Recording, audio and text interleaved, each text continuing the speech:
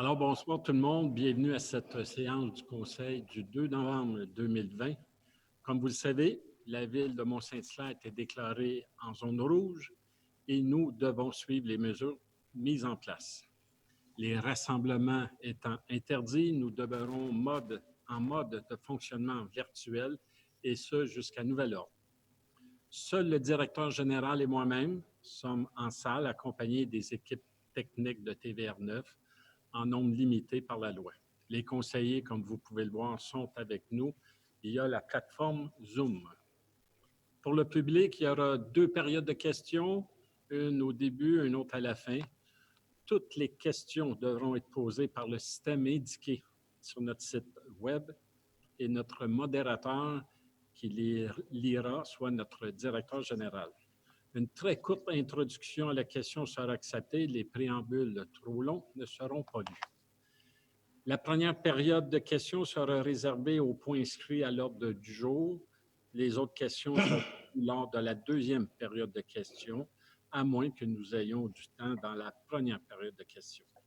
La durée des périodes sera limitée. Alors, la première période, comme toujours, c'est limité à 30 minutes, alors que la deuxième période sera limitée dans le temps, c'est-à-dire que la séance terminera à 22 heures. S'il y a d'autres questions, au-delà de 7 heures, ils seront reportés à la séance suivante. En ce qui concerne les demandes de dérogation mineure, les avis publics sont publiés sur le site Internet de la Ville. À partir de la date de publication de cet avis, les personnes intéressées peuvent faire entendre leurs commentaires ou questions en les transmettant par écrit, par courriel, à l'adresse dérogation.mineur, alors au singulier et sans accent, @ville-msh.ca ou par le biais d'outils de clavardage en ligne. Vous savez, on en parlait, le gouvernement a mis en place une procédure pour les dérogations. Alors, nous, on ne peut pas retarder les dossiers sans causer de préjudice aux demandeurs. Alors, tous les commentaires seront reçus, seront transmis au Conseil avant que celui-ci ne se prononce à l'égard de la demande. Et nous lirons les questions en direct. Rendu à ce point, à l'ordre du jour, vous allez voir, il y en a de mémoire 3 ce soir. En terminant, je rappelle aux membres du Conseil sur la plateforme Zoom que tout au long de la séance, il faudra prononcer vos votes à voix haute. Nous vous verrons ici via l'application à nos écrans. Et si vous avez des questions ou souhaitez demander de vote, mentionnez-le à voix haute. Avant toute chose, vous remarquerez sans doute le nœud papillon que je porte fièrement, ainsi que tous les hommes du conseil municipal, à l'exception de notre directeur général. Cette année, c'est la 7e édition, une campagne de sensibilisation, de l'organisme Procure, invitant la population québécoise à lutter contre le cancer de la prostate en portant le nœud papillon, symbole de la lutte contre cette maladie qui touche 12 hommes par jour au Québec. La pandémie de la COVID-19 a démontré que les municipalités sont des vecteurs importants de sensibilisation auprès de la population en matière de santé. Nous pouvons donc avoir un impact auprès des hommes et de leurs familles affectés par le cancer de la prostate. Nous avons répondu positivement à l'invitation de la présidente de l'Union des municipalités du Québec, la mairesse de la ville de Sainte-Julie, Mme Suzanne Roy, et nous portons le nœud papillon en soutien à cette cause.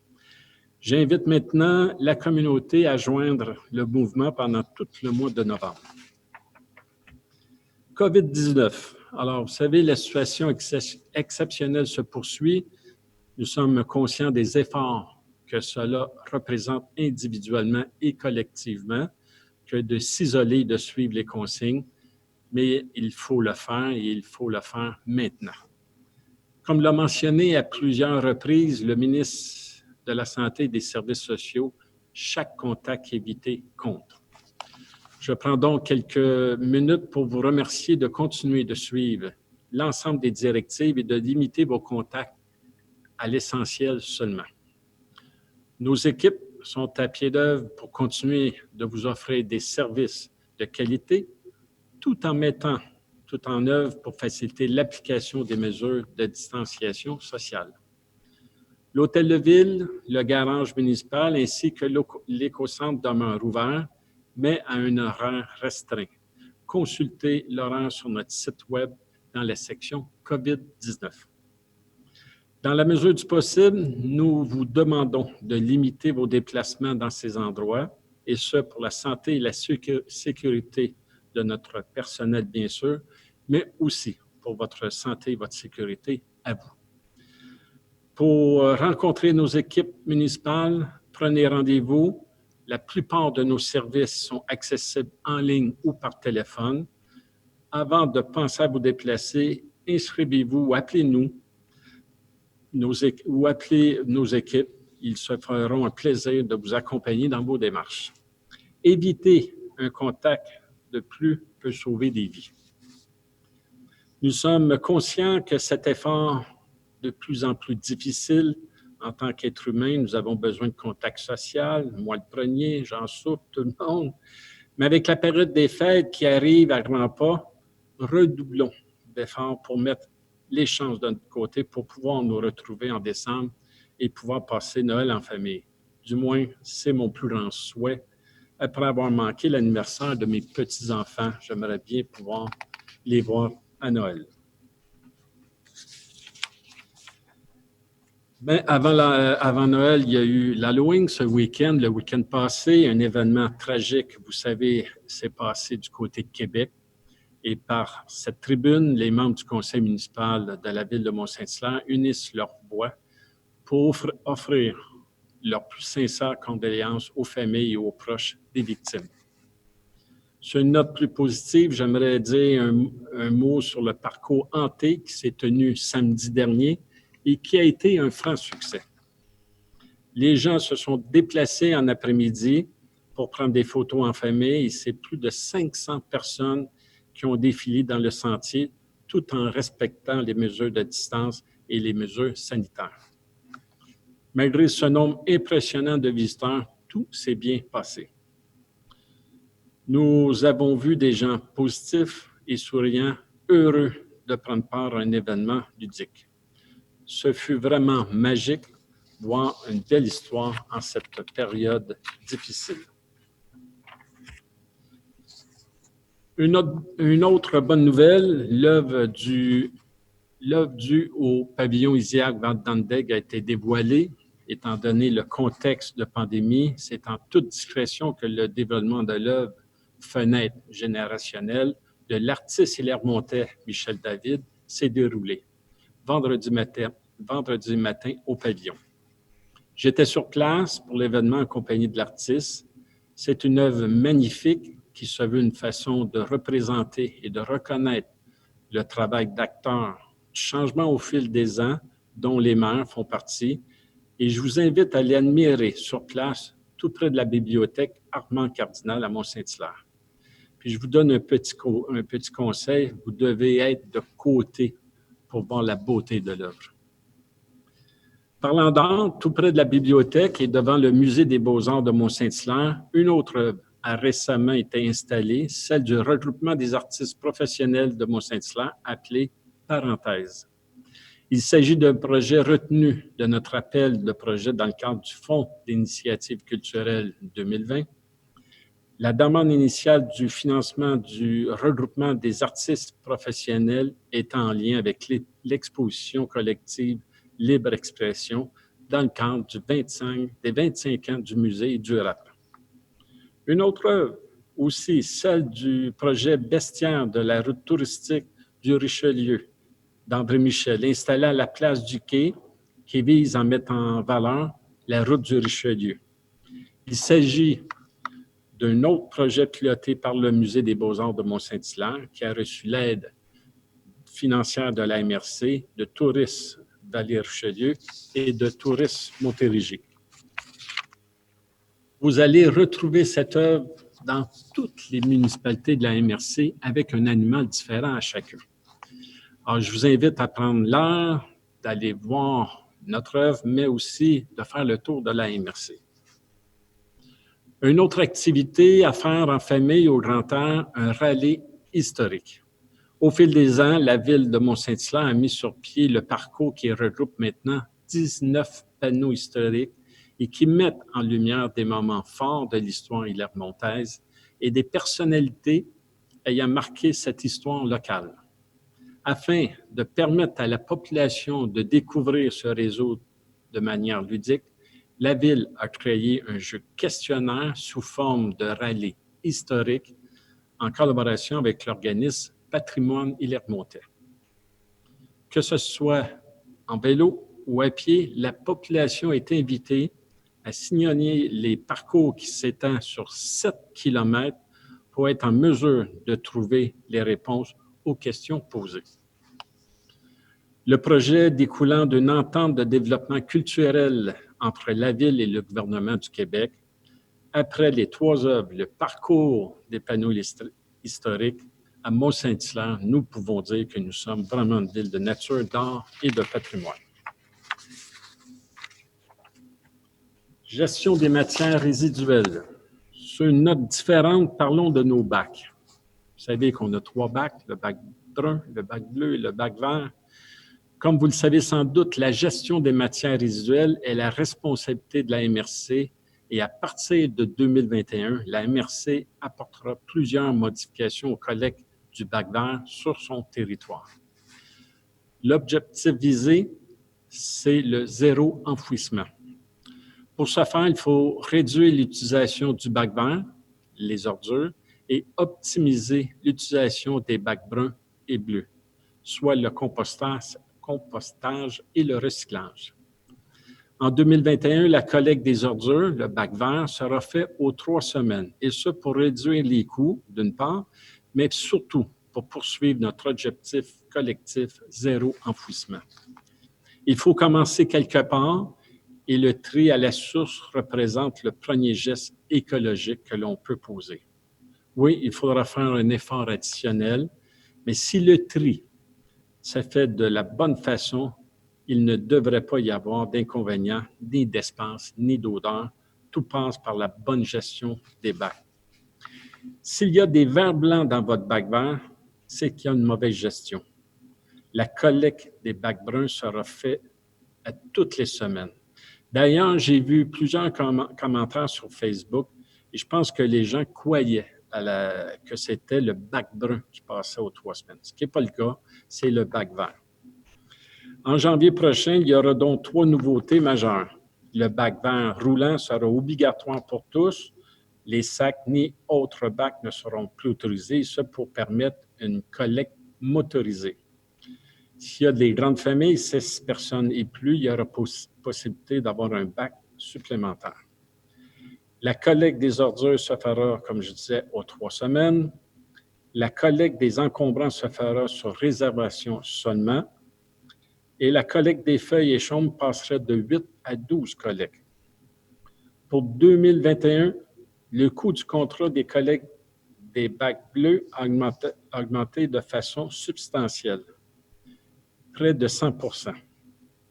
Alors, en réduisant, on dit le bac bleu, mais c'est le bac vert, c'est plus de 50 %. Alors, en réduisant la collecte des bacs verts aux 3 semaines, nous pouvons ainsi réduire l'impact de l'augmentation. Sur le site web de la MRC, il y aura beaucoup d'informations pour vous aider à bien utiliser vos bacs. Et les équipes de la MRC sont là pour répondre à vos questions. J'ai eu tantôt une nouvelle de dernière minute de la part de mon directeur général. Alors, à partir de demain, je vous annonce que le transfert des lumières des lampadaires traditionnels seront changés au DEL. Ça sera une amélioration importante. C'est un investissement de un petit peu plus de 300 000 $. Dans 5 ans, on rentre dans notre investissement puisque les lumières nous permettent d'économiser.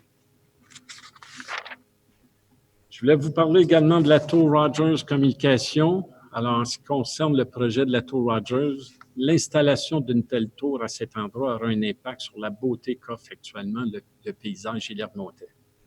Le conseil municipal s'oppose à cette installation puisque chaque secteur a été identifié comme étant d'intérêt paysager sur le plan métropolitain d'aménagement et de développement, le fameux PMAD. La compagnie Rogers Communications a lancé le 8 octobre dernier le processus de consultation pour l'installation d'une nouvelle tour cellulaire au 851 rue Lavoie. Le site est situé dans un paysage d'intérêt métropolitain identifié au PMAD, comme je l'ai dit. En avril dernier, le conseil municipal a adopté une résolution dans laquelle il s'oppose à l'installation de la tour à Saint-Endroit. Les propriétaires consultés sont situés dans un rayon de 3 fois la hauteur de la tour proposée. En tout, une dizaine de propriétaires seront visés. Ceux-ci ont jusqu'au 13 novembre prochain pour soumettre leurs questions ou commentaires. Une résolution sera adoptée ce soir pour nommer notre directeur de l'aménagement du territoire, M. Benoît Larivière, pour présenter les commentaires et préoccupations de la Ville dans le cadre du processus de consultation en cours, dans le but naturellement de s'opposer officiellement à ce projet à cet endroit. La zone A16, en ce qui concerne le jugement prononcé en octobre, octroyant à la Ville de Mont-Saint-Hilaire la permission d'aller en appel, nous préparons présentement notre mémoire. Les équipes de la Ville travaillent toujours à la planification de l'aménagement de la zone A16 et les détails relatifs à ce projet seront communiqués lorsqu'ils seront prêts.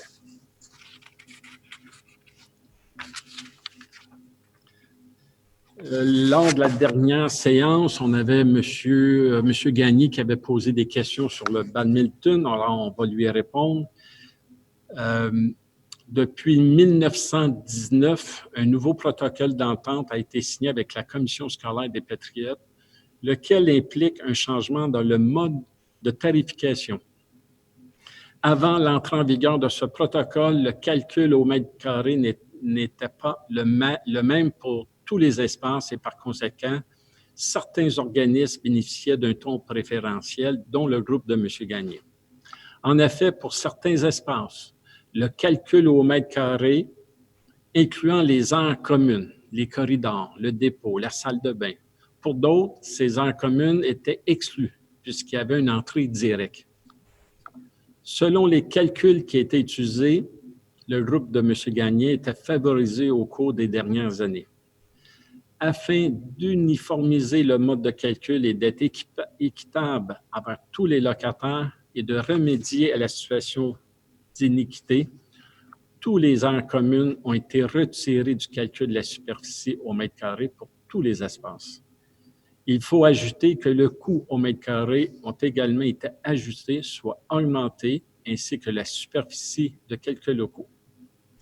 Par conséquent, pour certains organismes tels que celui de M. Gagné, la hausse peut sembler élevée, mais elle est assurément plus équitable pour tous les organismes.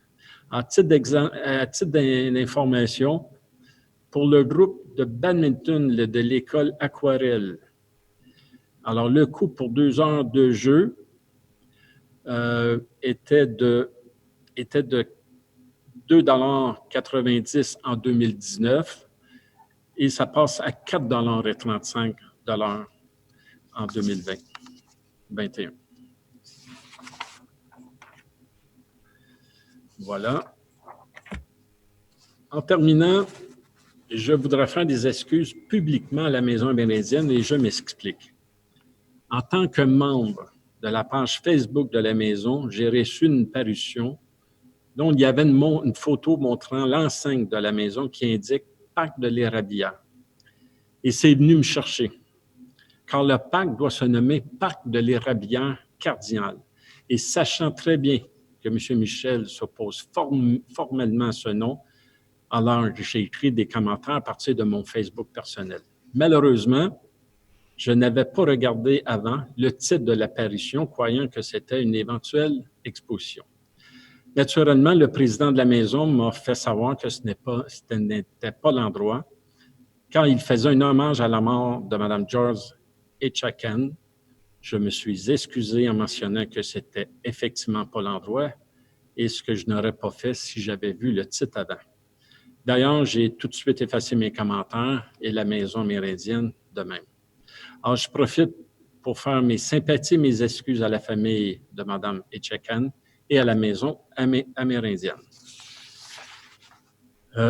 Ceci étant dit, moi j'ai terminé, mais je sais que M. Brault veut prendre la parole.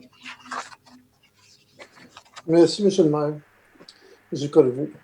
J'aimerais souligner que le 25 octobre dernier, le décès de Mme Pierrette Meunier, cofondatrice de l'Association des pompiers auxiliaires de la Montérégie, communément appelée La Palme. Femme exceptionnelle et toujours souriante, son éducation auprès des sinistrés et des pompiers de la Montérégie fut telle que tous se souviendront d'elle comme une personne généreuse, empathique et toujours prête à tendre la main pour apporter réconfort et apaisement à qui en avait besoin. J'aimerais offrir en mon nom ainsi qu'au nom de tous les membres du Conseil mes sincères condoléances à la famille ainsi qu'à la confrérie de l'Association des pompiers auxiliaires de Montérégie. Merci, M. Brault. Alors, nous débutons la séance comme telle. Alors, j'ai besoin d'un proposeur pour approuver l'ordre du jour de la séance ordinaire du 2 novembre 2020 en retirant le point numéro 28. Je propose. M. Turner propose. J'appuie. M. Brault appuie. Tout le monde est d'accord? Oui. Alors, 19h52, première période de questions, M. Saint-Onge.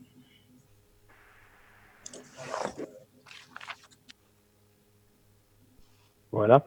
Alors, j'ai 4 questions, Monsieur le maire, qui ne sont pas en sujet à l'ordre du jour, mais ce sont les seules questions. Donc, je vais débuter avec la première, si vous me permettez. Alors, bonjour. Ayant vu votre parution du parc de l'Érablière sur le site de la Maison amérindienne, et après plus de 6 ans d'attente et de promesses de votre conseil et de vos prédécesseurs, ainsi que lettres signées par le précédent maire à cet effet, je désire que soit confirmé une fois pour toutes par le maire et le conseil que le nom du parc de l'Érablière sera bien nommé Parc de l'Érablière Maurice Cardinal, tel qu'inscrit à la toponymie du Québec le 5 septembre 2014, et quand y aura-t-il une affiche l'identifiant clairement une fois pour toutes? Oui, OK. De M. Gilles Cardinal. M. Cardinal. Oui, M. Cardinal, je pense qu'il n'y a pas une année qui ne m'en parle pas. Et c'est officiel, le nom, comme je l'ai dit, s'appelle le Parc l'Érablière Cardinal. Il est enregistré à Québec. On peut pas passer à côté de ça. Pour l'instant, de l'installation de l'affiche, malheureusement, M. Cardinal, c'est toujours le même commentaire, c'est que nous avons un plan pour changer tous les enseignes de nos parcs. Et malheureusement, c'était dans nos projets pour 2020. On devait commencer, mais à cause du COVID, vous comprendrez que c'est sur la glace. On avait d'autres priorités avant ça. Alors, on va espérer que dès 2021, plus 2022, parce que 2021, on devrait encore vivre avec le COVID, en espérant qu'en 2022, on pourra commencer le changement de nos affiches dans tous nos parcs. Et le parc de l'Érablière Cardinal en fera partie. Alors, prochaine question est une question de M. Pierre Naud qui se dit un droit de réplique. Ma question s'adresse aux membres du conseil municipal. Lors de la dernière séance du conseil, M. Corriveau s'est permis de dire publiquement que j'étais toujours contre lui. Ceci est faux, car je suis contre son manque de transparence, ses réponses contradictoires et ses apparences de conflit d'intérêts, surtout dans le dossier de la rue Saint-Georges. Bref, nous les citoyens avons uniquement le droit de poser des questions. Mais qu'arrive-t-il lorsque l'on doit se défendre face à un commentaire désobligeant du maire? Peut-on simplement répliquer sans qu'une question ne soit nécessairement posée dans une telle situation? J'aimerais vous entendre individuellement là-dessus. Avant de donner la parole aux membres, vous allez me permettre d'y répondre. C'est très grave, M. Naud, lorsque vous dites le conflit d'intérêts de sa rue Saint-Georges, parce qu'il n'y en a pas. Vous savez très bien, parce que vous êtes au courant, il y a eu un interrogatoire et dans aucun moment ils ont pu identifier un conflit d'intérêts dans ça, puisque Le seul point, c'est que je connais Monsieur Bernard Pépin, je cherchais son nom de famille, depuis longtemps. Et c'est tout. C'est une connaissance de longue date. On était école ensemble, on ne s'est jamais tenus ensemble, on se voyait à la chambre de commerce. Alors, vous exagérez lorsque vous dites qu'il y a conflit d'intérêts à la rue Saint-Georges. Puis je vous ferai remarquer que tous les membres du conseil, sauf peut-être M. Tanner, ont approuvé à l'époque, parce que là, ça a changé, mais approuvé le dossier de la rue Saint-Georges. Alors, sur ça, M. Hainaut, comme il vous demande vos opinions, alors, vous y allez.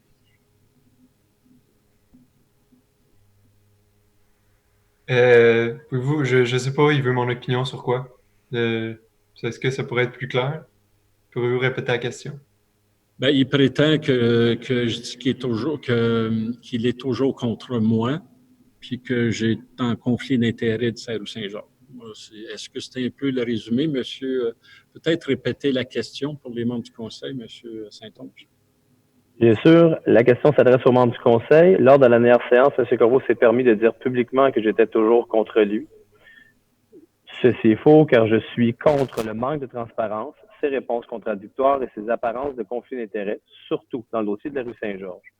Bref, nous les citoyens avons uniquement le droit de poser des questions, mais qu'arrive-t-il lorsque l'on doit se défendre face à un commentaire désobligeant du maire? Tout simplement répliquer sans qu'une question soit nécessairement posée dans une telle situation. Donc, je pense que c'est la question à la fin. J'aimerais vous entendre là-dessus. Ben, si je peux me permettre, c'est un peu ça la différence entre se voir via Zoom et via en vrai, c'est que le droit de réplique est moins évident. C'est sûr que c'est une période de questions, donc c'est normal que les citoyens est là pour poser des questions. Mais à la limite, vous pouvez revenir en reposant d'autres questions. Moi, j'ai aucun problème avec ça. Mais en gros, moi, de tout ce que j'ai vu, que ce soit M. Corriveau ou que ce soit M. No a dit, c'est de bonne guerre. Là. Je pense que chat et chien, là, on a ça aujourd'hui. J'ai rien d'autre à dire là-dessus, vraiment. Moi, j'aimerais juste dire que oui, le citoyen devrait avoir un droit de réplique. Donc, si c'est pas satisfaisant la façon qu'on le fait, de trouver la façon de rendre ça plus accessible. Peut-être que M. Saint-Onge, on pourra regarder pour les prochaines séances, voir comment qu'on pourrait, lors d'une question, donner la réponse, comment que le citoyen pourrait répliquer à cette. Si le citoyen répond immédiatement, la question peut arriver, je pourrais la poser immédiatement, peut-être à une question d'intervalle, mais peut-être que c'est possible s'il le fait assez rapidement pour même le faire avant la lecture de la deuxième question. On peut le faire un petit peu plus tard, effectivement. Je suis d'accord avec cette technique-là. Je suis d'accord également avec le propos d'Émile, là. Savoir qu'en Zoom, c'est pas aussi efficace qu'en public pour ces choses-là. Donc, on va peut-être trouver un moyen. Parfait. Ouais. Moi aussi, je suis d'accord aussi que le citoyen devrait avoir le droit de réplique. C'est sûr que la situation de Zoom n'est pas toujours évidente parce qu'on ne se voit pas puis on n'a pas l'interaction de la même manière. Mais je crois que la démocratie a sa place amplement, surtout entre citoyens et élus. Donc, il faut laisser aussi la place, même si ça ne fait pas toujours plaisir, parce qu'il y a des questions des fois qui ne font pas plaisir ou des réflexions qui ne font pas plaisir, mais elles sont là.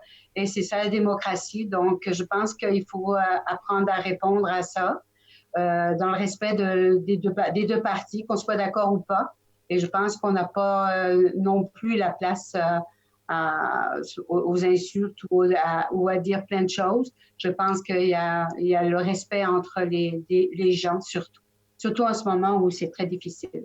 Alors, c'est ça. Autre commentaire?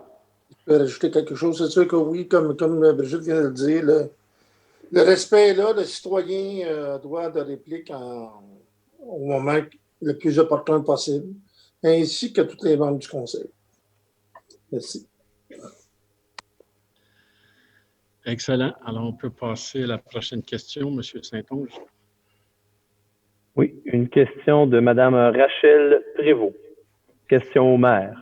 Est-ce que le Conseil va donner suite aux travaux de Casa 16? Il apparaît que l'inscription en appel du jugement est acceptée, considérant que les travaux du Casa 16 sont très avancés. Première question, comment se fait-il que les membres qui ont consacré plusieurs mois de bénévolat ne sont pas informés de la volonté du Conseil pour achever ce travail? B, par respect pour les membres, ne pensez-vous pas que nous devrions être mis au courant? Rachel Prévost, membre du Casa 16. Oui, merci, Mme Prévost. Effectivement, vous allez avoir de nos nouvelles prochainement. Alors, il faut savoir, dans un premier temps, qu'il y a eu, comme vous le savez, un jugement de la Cour supérieure dont lequel qui a sévèrement blâmé le conseil municipal, mais également le comité du CASA 16.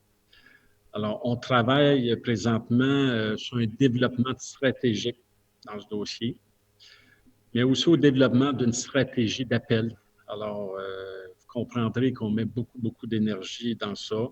Comme je l'ai dit tantôt, les équipes de la Ville travaillent présentement à la planification de l'aménagement de la zone A16 et les détails relatifs seront communiqués prochainement. Alors, je l'avais dit tantôt. Et c'est une question de semaines avant que le comité CASA 16 va avoir de nos nouvelles. Il faut juste préparer une stratégie. C'est normal, on ne peut pas dire, on ne peut pas faire ce qu'on veut à ce moment ici, mais très prochainement, on va pouvoir vous donner des nouvelles. Oui. Question de M. Jacques Morneau. Quand anticipez-vous que la Ville déposera une demande formelle de statut particulier à la MRC pour la zone A16 et quel est le rôle de Casa 16 dans le futur?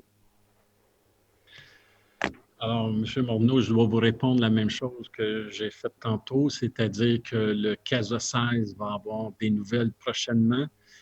Je me répète, là, mais on est en train de préparer l'appel et voir la stratégie. Alors, pour l'instant, toute information est confidentielle et non pas parce qu'on ne peut pas vous la transmettre, mais il faut se préparer avant. Mais je parlais avec le directeur général cette semaine, la semaine passée plutôt, puis c'est une question de temps avant qu'on puisse vous communiquer de l'information au comité.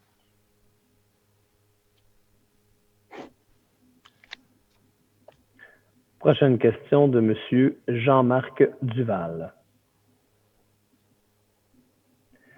Bonsoir, Monsieur le maire. Pourriez-vous me référer aux différents règlements qui vous permettent d'imposer de façon aussi démocratique que vous venez de le faire en ce début de séance les procédures à suivre lors de vos réunions? Difficile d'être plus ouvert aux commentaires de vos citoyens. Merci pour la position du Conseil sur la tour Rogers. J'essaie de comprendre votre question sur la procédure pour la période de questions. Alors, si votre question concerne ça, c'est la procédure qui est normale, qui est dans notre règlement pour le déroulement de nos séances publiques. Je vais juste me permettre, M. le maire, la question est arrivée avant la période de questions, donc je devine que c'est plutôt sur la partie plus magistrale en début de séance sur laquelle il y aurait une question. Donc, c'est fait l'introduction à la réunion. Ah, sur tous les commentaires qu'on fait. OK. Exact. Alors, bonne question. Écoutez, il faut savoir, lorsqu'on commence ça, on n'est pas en séance publique officielle, elle n'est pas ouverte. C'est une habitude qu'on a pris, justement, je pense, avec le COVID, d'informer les citoyens sur plusieurs sujets. Je pense que c'est très apprécié. Et j'ai l'impression que c'est une méthode qu'on va utiliser en tout temps maintenant.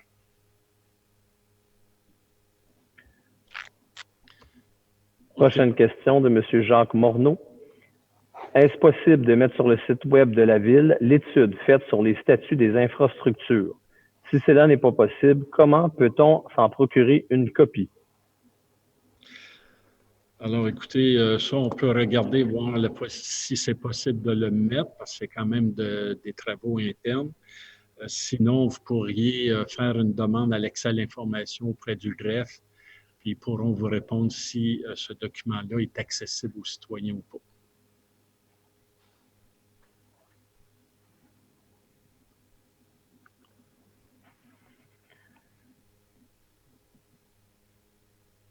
Parfait. Prochaine question de M. Jean-Marc Duval.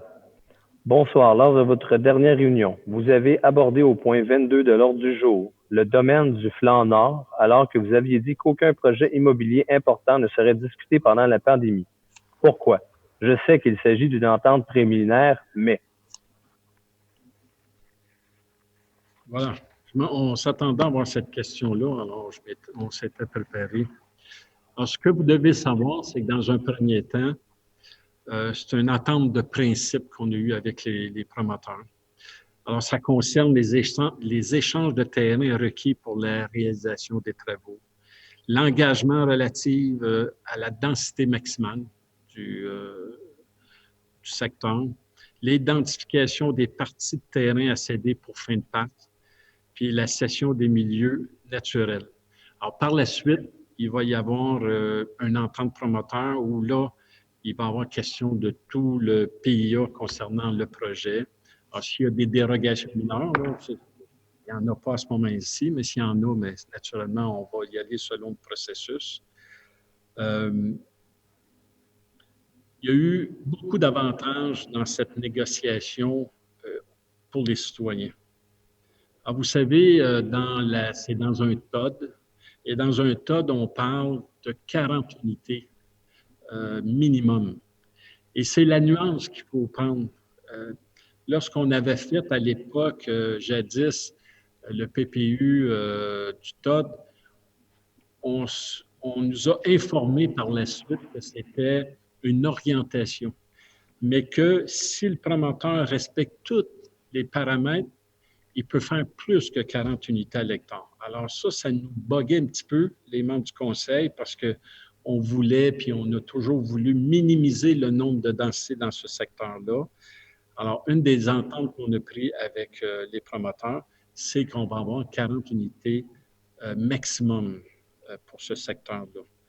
On a également, de mémoire, 30 % en parc. Vous savez que généralement, on a 10 %, on était chercher 30 % en parc. On s'est assuré de respecter les inquiétudes que les citoyens à l'époque avaient soulevées, à savoir d'avoir une zone tampon entre le nouveau développement et l'ancien développement. On s'est assuré aussi qu'il n'y avait pas de tour derrière leur maison. Alors, bref, c'était une négociation, mais la conclusion est vraiment à l'avantage de tous les citoyens. M. Saint-Onge? Oui, question de monsieur, ou réplique que je vais lire, de monsieur Pierre Arnaud. Monsieur Corriveau, j'ai bien entendu votre réplique. Facile. Voulez-vous vraiment faire ce débat avec moi en public? Je sais tous les dossiers, tous les dessous de ce dossier. Soyez prudent avant de vous affirmer.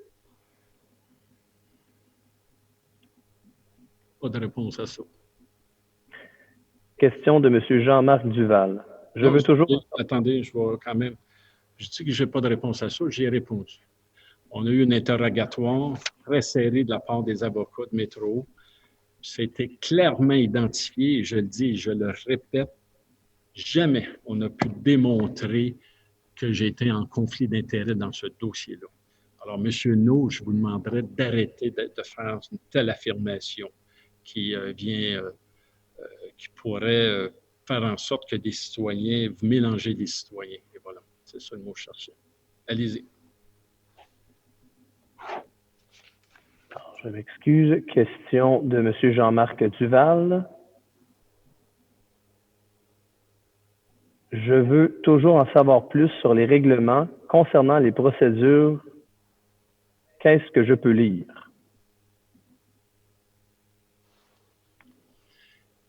Les procédures, qu'est-ce qui... Je crois toujours pour l'introduction de la réunion et le déroulement de la séance, toujours relativement à votre réponse. Bien, je veux dire, ce genre de procédure-là n'est pas inscrit de mémoire. Maître Pierron pourrait peut-être nous renseigner, mais ce n'est pas inscrit dans notre déroulement de la soirée parce qu'on n'a pas ouvert la séance à ce moment-là. Et alors, avant qu'on ouvre la séance, on peut faire un petit peu ce qu'on veut. Et je me répète, mais on a décidé avec le COVID de donner de l'information avant. Alors, ce n'est pas dans le déroulement normal de la séance. Ce n'est pas dans le règlement. Oui, M. Gilbert. Par rapport aux procédures, Mme Pierrard, il n'y a pas notre règlement de régie interne qui est accessible à tous et à toutes? Oui, il y a un règlement sur la régie interne des séances du conseil qui est effectivement accessible. Je ne sais pas si c'est sur le site Internet, sinon juste à nous en faire la demande au greffe et on va le transmettre là, aux citoyens. Alors, M. Je pense que oui. justement, parce que là-dedans, tu as beaucoup de détails sur comment on déroule le conseil de ville. Là. Fait que peut-être qu'il y aurait de la lecture à voir dans la régie interne. Excellent. Alors, M. Duval, on vous invite à communiquer avec le greffe pour obtenir la copie de la procédure. Parfait. Vous n'aviez pas dit qu'il y avait 4 questions? Oui, mais maintenant, ils ont droit aux répliques, donc je lis les répliques, je crois. Donc, M. Duval réplique. On ne me dit pas pourquoi on a parlé en période de pandémie. Donc, il fait sûrement le lien au dossier H60, le flanc nord, pourquoi il a été discuté en pandémie. Bien, écoutez, on avait dit dans la première vague, effectivement, qu'il y a des grands dossiers qu'on était pour ne pas toucher. Mais vous comprendrez qu'actuellement, avec la deuxième vague, on sait que la pandémie ne sera pas terminée avant 2022. Puis on parlait entre nous tantôt, puis Mme Bigny disait même peut-être après 2022. Ça commence à être inquiétant. Alors, on ne peut pas causer des préjudices à des gens qui sont propriétaires d'un terrain, sont en droit de construire. Alors, on suit la procédure que le gouvernement nous a envoyée. M. Saint-Onge, vous voulez rajouter quelque chose? Oui, peut-être juste simplement préciser aussi qu'entre la première vague et la situation d'aujourd'hui, le ministère, sur le site du ministère des Affaires municipales, vous pouvez retrouver l'information, mais plusieurs décrets ont été votés par l'Assemblée nationale et des procédures ont été émises pour tout ce qui est consultation publique et permettre l'avancement justement des dossiers dans le monde municipal. Donc, tous les documents sont accessibles sur le site du BAMACH qui nous dit un peu le fonctionnement que l'administration doit suivre et les recommandations au conseil municipal et les obligations des deux côtés. Tout à fait. Bonne précision. Autre question. Il nous reste 4 minutes. Je crois que je vais vous poser une autre question de M. Pierre No. Pourquoi avoir effacé vos textos et courriels juste avant l'enquête dans le dossier de la rue Saint-Georges, surtout avec Steve Richard d'Audacité? Tout a été expliqué lors de l'interrogatoire et je vais me limiter à ça. Surtout que M. No a eu l'information confidentielle de la part de certains membres du conseil. Alors, vous comprendrez qu'on n'en dira pas plus à ce moment-ci. Mais lors de l'interrogatoire, tout a été dit. Permettez-moi de dire que des gestes répréhensibles ne sont pas protégés par le secret. Donc, ce n'est pas confidentiel. Vous voulez dire que la discussion qu'on a eue avec les membres, avec l'avocat de la ville, on a eu une discussion en plénière, que ce n'était pas confidentiel. Ça, je comprends, M. Thomas?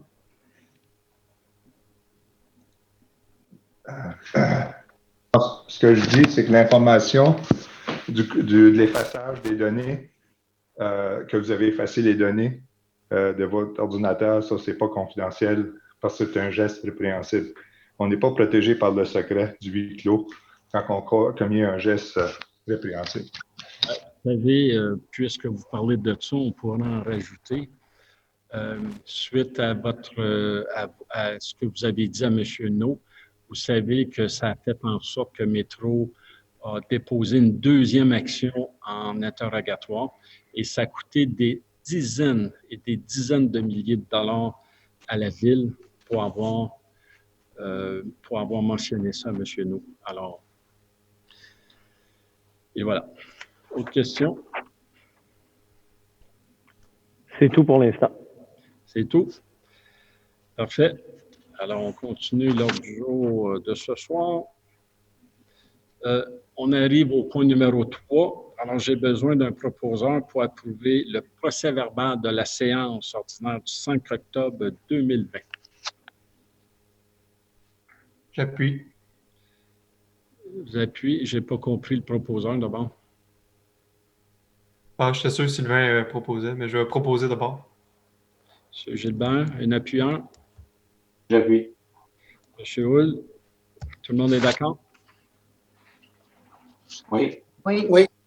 Alors, point numéro 4, j'ai besoin d'un proposeur pour approuver les bordereaux de compte à payer numéro 2020-11A au montant de 1 762 110,36 $, incluant les cotisations à divers regroupements ou associations au montant de 333,43 $, numéro 2020-11B au montant de 2119,85 $, numéro 2020-11C au montant de 444 396,42 $, numéro 2020-11D au montant de 122 942,95 $, ainsi que le rapport concernant les dépenses autorisées au cours de la période du 1er octobre 2020 au 29 octobre 2020.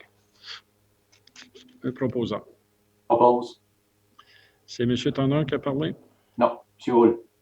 M. Hull, excusez. Un appuyant. Je vais appuyer. J'appuie. Mme Minier appuie. Tout le monde est d'accord? Oui. Oui. Point numéro 5, concernant les ressources humaines, Mme Minier. Je propose que le rapport des ressources humaines numéro 2020-11 préparé par Mme Annie John, directrice du service de ressources humaines en date du 29 octobre 2020 pour la période du 1er octobre 2020 au 29 octobre 2020 soit approuvé par ce Conseil. J'appuie. M. Brault appuie. Tout le monde est d'accord? Oui. Oui. Point numéro 6, nomination du maire suppléant pour le prochain terme, M. Tonnerre. Excuse-moi, je n'ai pas ouvert la bonne résolution. Numéro 6.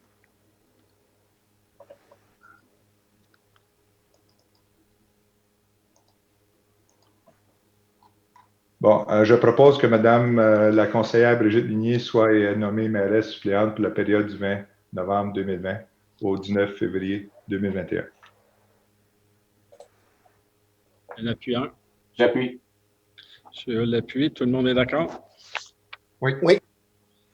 Numéro 7, nomination du secrétaire au comité de préservation du patrimoine bâti de la ville de Mont-Saint-Hilaire, M. Brault.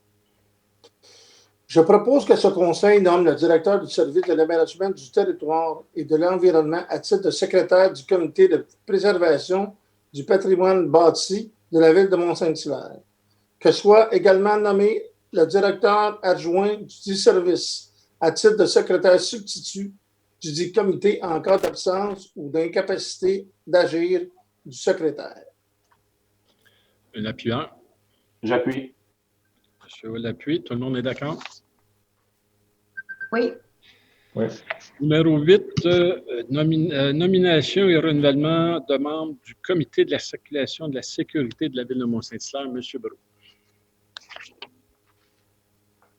Je propose que ce conseil nomme Mme Ginette Simard-Poirier à titre de membre du conseil au sein du comité, à titre de membre citoyen au sein du comité de la circulation et de la sécurité de la ville de Mont-Saint-Hilaire, et ça pour la période du 3 novembre 2020 au 2 novembre 2021.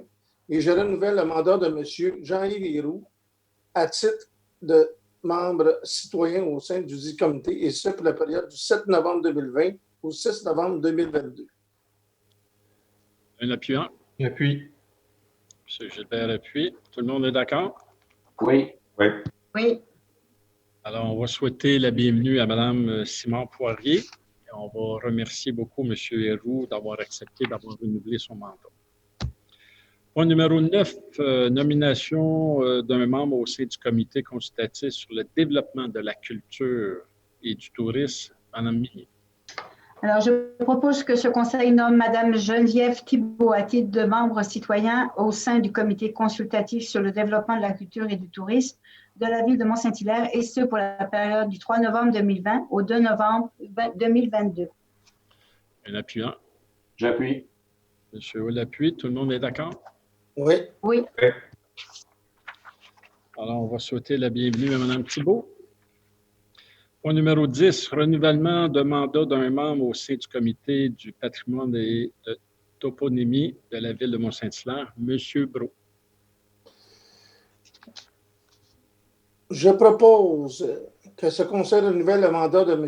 Gaston Maillard à titre de membre citoyen au sein du comité de patrimoine et de toponymie de la ville de Mont-Saint-Hilaire, et ce pour la période du 4 septembre 2020 au 3 septembre 2022. Alors, un appuyant. J'appuie. Madame Migny appuie. Tout le monde est d'accord? Oui. Oui. Oui. Alors, même chose pour M. Maillard. On le remercie d'avoir renouvelé son mandat. Point numéro 11, c'est l'état comparatif des revenus et dépenses, M. Gilbert. Donc, je vais proposer que ce conseil reçoive les 2 états comparatifs déposés par Mme Lapalme, directrice du service des finances et trésorière, en vertu de l'article 105.4 de la loi sur les cités et villes, soit l'état des revenus et dépenses du 31 août 2020 et comparatif au 31 août 2019 dans l'annexe A, et l'annexe B, l'état des revenus et dépenses 31 août 2020 et estimé 31 décembre 2020. Un appuyant. J'appuie. M. Tanner appuie. Tout le monde est d'accord? Oui. Oui. Peut-être Oui. vous donner quelques chiffres pour vous donner un aperçu. Les revenus sont à la hausse de 900 000 environ. Les dépenses, 389 000 à la hausse également. En ce moment ici, on peut anticiper un surplus d'environ 500 000 $. C'est loin des millions qu'on faisait les années passées. La bonne nouvelle également, c'est que le ministère des Affaires municipales a accordé, comme vous savez sans doute, dans le cadre du COVID, 1,8 million à la ville de Mont-Saint-Hilaire pour payer les pertes reliées à la pandémie. Alors qu'on pense au transport en commun qui risque de nous coûter plus cher. Hein? Le Exo perd des milliards de dollars, pas des milliards, mais tout près d'un milliard. On pense au camp de jour qui nous coûte plus cher. Alors, ce montant-là va nous permettre de nous aider dans le cas de la pandémie. Voilà. Point numéro 12, émission d'obligations au montant de 5 707 000. M. Tanner. C'est assez long. Il y a plusieurs items dans les emprunts. C'est de la consolidation de plusieurs prêts. C'est l'émission d'obligations montant de 5 707 000, considérant que conformément au règlement d'emprunt suivant et pour les montants indiqués en regard de chacun d'eux, la Ville de Mont-Saint-Hilaire souhaite émettre une série d'obligations, soit une obligation par échéance pour un montant total de 5 707 000 qui sera réalisé le 19 novembre 2020. Puis là, je ne les nommerai pas toutes, là, mais il y en a beaucoup. Il y en a beaucoup. Considérant qu'il y a lieu de modifier les règlements d'emprunt en conséquence, considérant que conformément au premier alinéa de l'article 2 de la loi sur les dettes et emprunts municipaux, pour les fins de cette obligation, émission d'obligation et pour les règlements d'emprunt 1181, 1272, 1281, 1142, 1196 et 1210, la Ville de Mont-Saint-Hilaire souhaite émettre pour un terme plus court que celui originalement fixé à ces règlements. Considérant que la Ville de Mont-Saint-Hilaire avait le 17 novembre 2020 un emprunt au montant de 5 400 000 sur un emprunt original de 13 078 000, considérant qu'en date du 17 novembre 2020, cet emprunt n'a pas été renouvelé, considérant que l'émission d'obligations qui sera réalisée le 19 novembre 2020 inclut les montants requis pour ce refinancement, considérant qu'en conséquence et conformément au deuxième alinéa de l'article 2 précité, il y a lieu de prolonger l'échéance des règlements d'emprunt numéro 1047, 1142, 1136, 1196, 1138, 1210, 1141, 1209, 1201, 1198, 1197, 1195, 1181, 1210 et 1196. Je propose que le règlement d'emprunt indiqué au premier alinéa du préambule soit financé par obligation, conformément à ce qui suit. Les obligations soient une obligation par échéance seront datées du 9 novembre 2020. Les intérêts seront payables semi-annuellement le 19 mai et le 19 novembre de chaque année. Les obligations ne sont pas rachetables par anticipation. Toutefois, elles pourront être rachetées avec le consentement des détenteurs conformément à la loi sur les dettes et les emprunts municipaux. Les obligations seront immatriculées au nom du service de dépôt et de compensation CDS incorporé et seront déposées auprès de CDS. CDS agira au nom de ses adhérents comme agent d'inscription en compte, agent déteneur d'obligations, agent payeur responsable des transactions effectuées à l'égard des adhérents, tel que décrit dans le protocole d'entente signé entre le ministre des Affaires municipales du Québec et CDS. CDS procédera au transfert de fonds conformément aux exigences légales de l'obligation. CDS effectuera les paiements de capital et d'intérêt aux adhérents par des transferts électroniques de fonds et à cette fin, CDS prélèvera directement les sommes requises dans le compte à la Banque nationale du Canada, succursale 02551 440 boulevard Wilfrid Laurier à Mont-Saint-Hilaire. Que les obligations soient signées par le maire et la trésorière, la ville de Mont-Saint-Hilaire, tel que permis par la loi, a mandaté CDS afin d'agir en tant qu'agent financier authentificateur et les obligations entreront en vigueur uniquement lorsqu'elles auront été authentifiées. Le tableau combiné terme de 5 et 10 ans, financement numéro 34, 3 461. Après ça, tu as un tableau combiné terme de 5 ans, financement numéro 35, 2 246 000. Après ça, que compte tenu de l'emprunt par obligation du 19 novembre 2020, le terme originel des règlements d'emprunt numéro 1047, 1142, 1136, 1196, 1138, 1210, 1141, 1209, 1201, 1198, 1197, 1195, 1181, 1210 et 1196 soit prolongés de 2 jours. Ça prend un appuyant. Un appuyant. Je peux appuyer. M. Gilbert appuie. Est-ce que tout le monde est d'accord? Oui. Oui. Point numéro 13, facture supplémentaire de la Régie intermunicipale de la sécurité incendie de la vallée du Richelieu. M. Brault. Je propose que ce conseil autorise le paiement de la facture 2020-000024 de la Régie intermunicipale de la sécurité incendie de la vallée du Richelieu au montant de 36 067,20 représentant la quote-part de la ville de Mont-Saint-Hilaire pour la mise à niveau des conventions collectives. Que ce conseil autorise également le paiement de la facture de 2020-000046 de la Régie intermunicipale de la sécurité d'incendie de la vallée du Richelieu au montant de 30 598 représentant la quote-part de la ville de Mont-Saint-Hilaire concernant les banques de vacances au 31 décembre 2018, transférable à la Régie pour les employés cadres à temps plein. Que cette dépense soit approuvée en conformité avec les recommandations de Mme Sylvie Lapanne, directrice du service des finances et trésorière, contenues dans son rapport en date du 29 septembre 2020.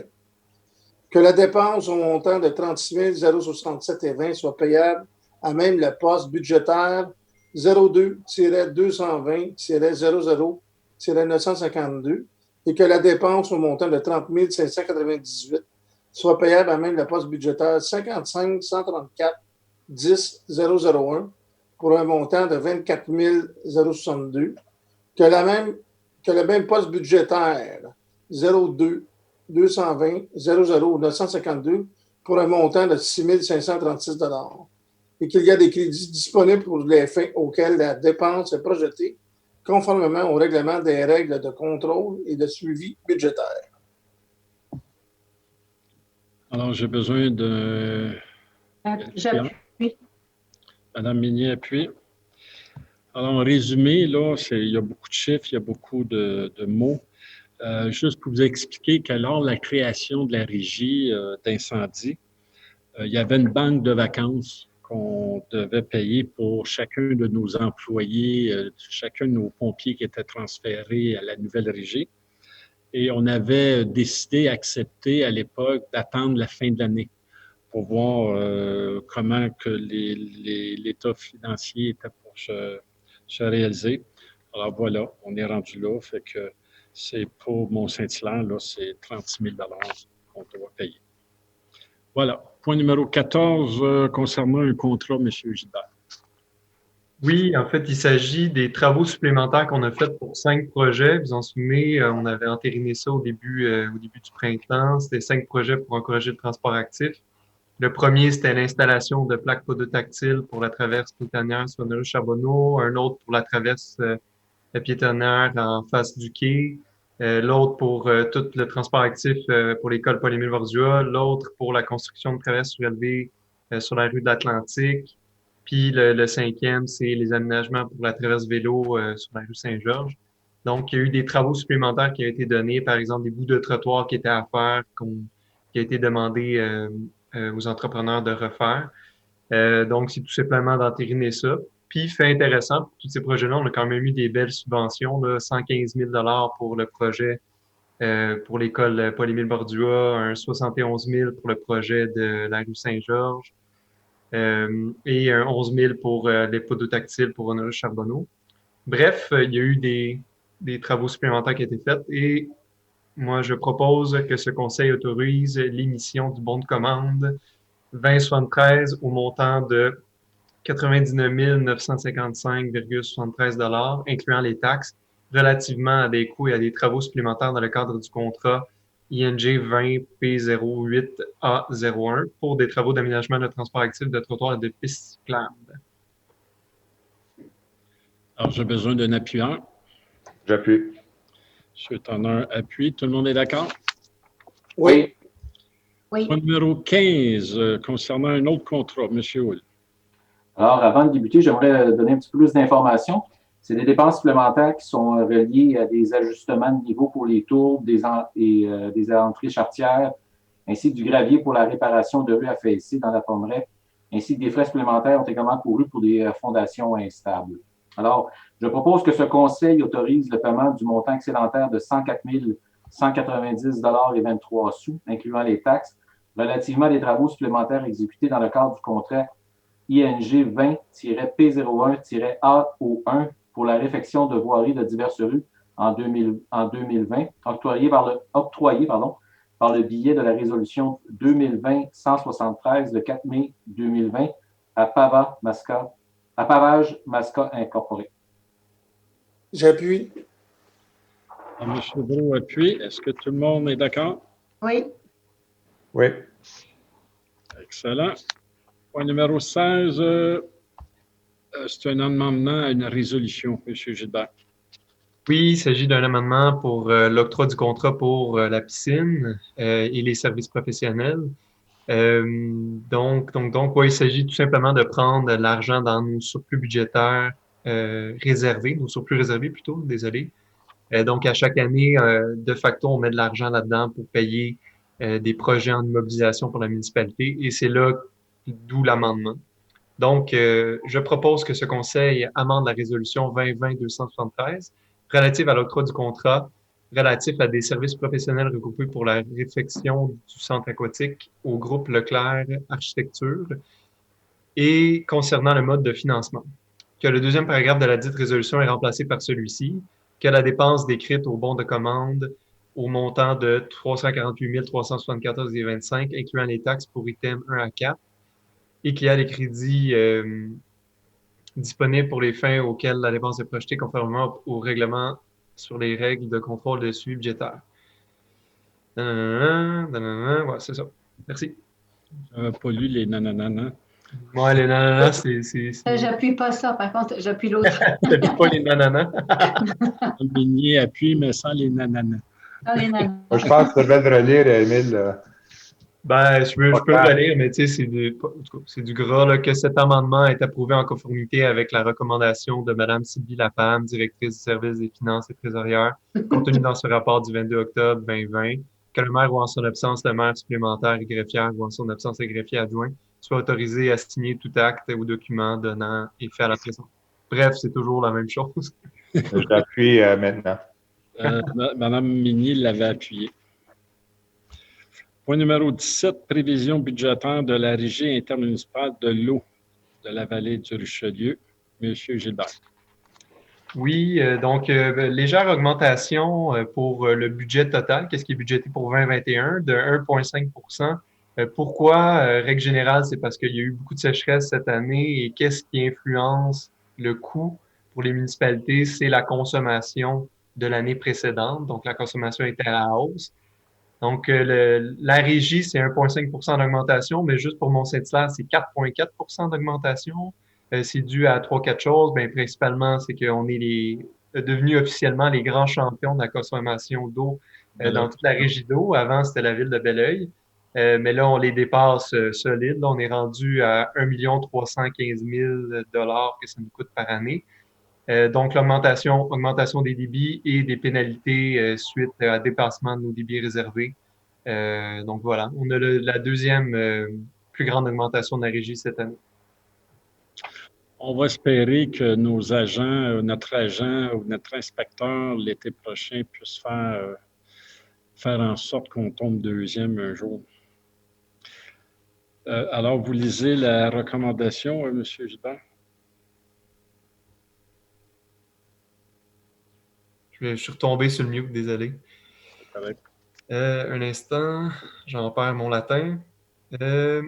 Je propose que ce conseil approuve les prévisions budgétaires de la RIEVR pour l'année 2021, prévoyant des dépenses d'exploitation de 3 796 000 et des dépenses d'immobilisation de 2 49 400 pour des dépenses totales de 5 845 400. Que la participation financière de la Ville de Mont-Saint-Hilaire pour l'exercice 2021 soit de 1 315 756. Proposant un appuyeur plutôt. J'appuie. Monsieur l'appuie, tout le monde est d'accord? Oui. Oui. Point numéro 18, prévision budgétaire de la Régie d'assainissement des eaux de la vallée du Richelieu. Monsieur Brault. Bien, comparativement à mon collègue, M. Gagnon-Gilbert, sur le côté de la Régie d'assainissement des eaux de la vallée du Richelieu, on va avoir une diminution de 1,08 C'est pas grand-chose, mais au moins, on n'augmente pas. Fait que c'est ça qui est important. Je propose que ce conseil approuve les prévisions budgétaires de la Régie de l'assainissement des eaux de la vallée du Richelieu pour l'année financière 2021, prévoyant des dépenses d'exploitation de 2 922 000 $ et des dépenses d'immobilisation de 433 000 $ pour des dépenses totales de 3 355 000 $. Que la participation financière soit de 896 625,39 et que la trésorière soit autorisée à verser la dite participation lorsque requise. Un appuyant. J'appuie. Monsieur l'appuie, tout le monde est d'accord? Oui. Oui. Point numéro 19, demande d'aide financière à l'organisme Les Chevaliers de Colomb, Mme Minier. Oui. Alors, je propose que ce conseil autorise la Ville de Mont-Saint-Hilaire à verser une aide financière au montant de 1 000 $ à l'organisme des Chevaliers de Colomb pour l'achat de manteaux et de bottes d'hiver pour des enfants dans le besoin du primaire et du secondaire de Mont-Saint-Hilaire. Que cette dépense soit payable, je peux faire un blablabla, non. Que cette dépense soit payable à même le poste budgétaire 0210 00975 et qu'il y a des crédits disponibles tels qu'en fait foi le certificat numéro 2020-19 émis par Mme Sylvie Labam, directrice du service des finances et trésorière en date du 29 octobre 2020. Un appuyant. J'appuie. Monsieur Tanner appuie, tout le monde est d'accord? Oui. Oui. Alors, la bonne nouvelle, c'est que ça va être entre 10 et 15 enfants qui vont recevoir des manteaux et des bottes d'hiver ici à Mont-Saint-Hilaire. Voilà. Point numéro 20. Proclamation de la journée de la sensibilisation du cancer de la prostate. De là, notre nœud papillon, M. Tanner. Bon, considérant qu'annuellement, 4 600 Québécois recevront un diagnostic du cancer de la prostate et qu'environ 890 mourront de cette maladie, considérant que 12 Québécois par jour recevront un diagnostic du cancer de la prostate, considérant que Procure est le seul organisme de bienfaisance au Québec entièrement consacré à la lutte contre le cancer de la prostate par la recherche, la sensibilisation, l'information et le soutien, et que les fonds amassés sont réinvestis exclusivement au Québec. Considérant l'importance de sensibiliser la population de la ville de Mont-Saint-Hilaire au dépistage du cancer de la prostate, considérant que la campagne de financement novembre de Procure offre l'occasion de porter le nœud papillon pendant tout le mois de novembre et plus particulièrement la journée du 19 novembre. En conséquence, je propose que le Conseil de ville de Mont-Saint-Hilaire proclame le 19 novembre comme la journée de la sensibilisation au cancer de la prostate novembre. Je propose. Alors, Mme Minier propose. Tout le monde est d'accord? Oui. Merci d'avoir appuyé, Mme Minier. Oui, c'est ça. C'est appuyer, pas de proposer, puisque c'est toi qui proposes. Puis d'ailleurs, je fais un petit clin d'œil, puis je salue mon confrère de Québec. On sait que le maire Labombe l'a eu il y a 1 an ou 2. Alors, à chaque fois qu'on arrive à cette période-là, je pense beaucoup à lui comme tel. Point numéro 21, c'est l'appui à un projet, M. Gilbert. Oui, il s'agit d'un appui à un projet d'aménagement, en fait, un projet de parc qui est venu d'une idée citoyenne, en fait, de M. Van der Heyden. Ce serait d'utiliser finalement un de nos sites patrimoniaux ou historiques en face de l'église pour en faire un parc pour les familles, un espace vert, un jardin, du paysagement, bref, de quoi pour inviter les gens à profiter de cet endroit unique. On sait à quel point c'est pris en photo. Je pense que c'était dans le top 10 des places les pris en photo au Québec, à partir de Belleuil, là, malheureusement, pas de partie de Saint-Hilaire, mais qui sait peut-être à partir de Saint-Hilaire éventuellement. Donc, c'est finalement juste un appui de la municipalité à l'initiative citoyenne. Donc, ça va comme suit. Je propose que ce conseil appuie l'initiative citoyenne dans le cadre du projet d'aménagement du parc Aurel-Beauregard. Fait à noter Aurel-Beauregard, ancien curé de la paroisse, au pourtour de l'église, présenté à la ville de Mont-Saint-Hilaire par un groupe de citoyens et invite ces derniers à poursuivre leur démarche et leur réflexion sur ce projet. J'appuie. M. Brault appuie. Tout le monde est d'accord? Oui. Aurel-Beauregard, Émile, que tout le monde appelait Aurel. Hein? Personne, tout le monde l'appelait par son prénom. Ça a été très longtemps chez nous. Alors, c'est une très bonne idée. Point numéro 22, tour de la télécommunication Rogers, M. Hull. Alors, considérant le projet de Rogers Télécommunications visant l'implantation d'une nouvelle tour de télécommunication sur le site du 851 rue Lavoie à Mont-Saint-Hilaire, considérant que pour réaliser ce projet Rogers Télécommunications doit suivre le processus de consultation détaillée, considérant que dans le cadre de la phase actuelle de consultation reliée à ce projet, les propriétaires d'immeubles situés dans un rayon établi par ce processus de consultation peuvent transmettre leurs commentaires écrits à Rogers, considérant que la ville de Mont-Saint-Hilaire possède un terrain dans le dit rayon et qu'elle peut, de ce fait, émettre dès maintenant des commentaires à Rogers, considérant la résolution 2020-124 adoptée par le Conseil lors de la séance ordinaire tenue le 6 avril 2020, par laquelle ce Conseil signifiait à la compagnie Rogers Télécommunications son désaccord. Alors, je propose que la ville de Mont-Saint-Hilaire mandate M. Benoît Larivière, directeur du service de l'aménagement du territoire et de l'environnement, afin que de transmettre à Rogers Télécommunications les commentaires écrits et au nom de la ville sur l'implantation d'une tour de télécommunication. J'appuie. Mme Minier appuie. Est-ce que tout le monde est d'accord? Oui. Oui. C'était juste de moi. Je pense qu'on devrait... Tout le monde appuie la résolution, là, c'est clair. Point numéro 23, calendrier des séances ordinaires pour l'année 2021, Mme Minier. Alors, je propose que ce conseil approuve le calendrier des séances du conseil municipal pour l'année 2021 qui se tiendront à 19h30 à la salle La Nature en Mouvement du pavillon Jean-Thibonnet, situé au 99 rue Centre civique, aux dates suivantes. Lundi 11 janvier, lundi 1er février, lundi 1er mars, mardi 6 avril, lundi 3 mai, lundi 7 juin, lundi 5 juillet, lundi 2 août, mardi 7 septembre, lundi 4 octobre, lundi 15 novembre et lundi 6 novembre. Un appuyant. J'appuie. M. Gilbert? Ça peut être moi, oui. Ah, c'était M. Tanner, hein? J'ai hésité entre les deux. M. Tanner appuie. Est-ce que tout le monde est d'accord? Oui. Oui. Oui. Point numéro 24, la relocalisation de la salle d'audience de la Cour municipale de M. Brault.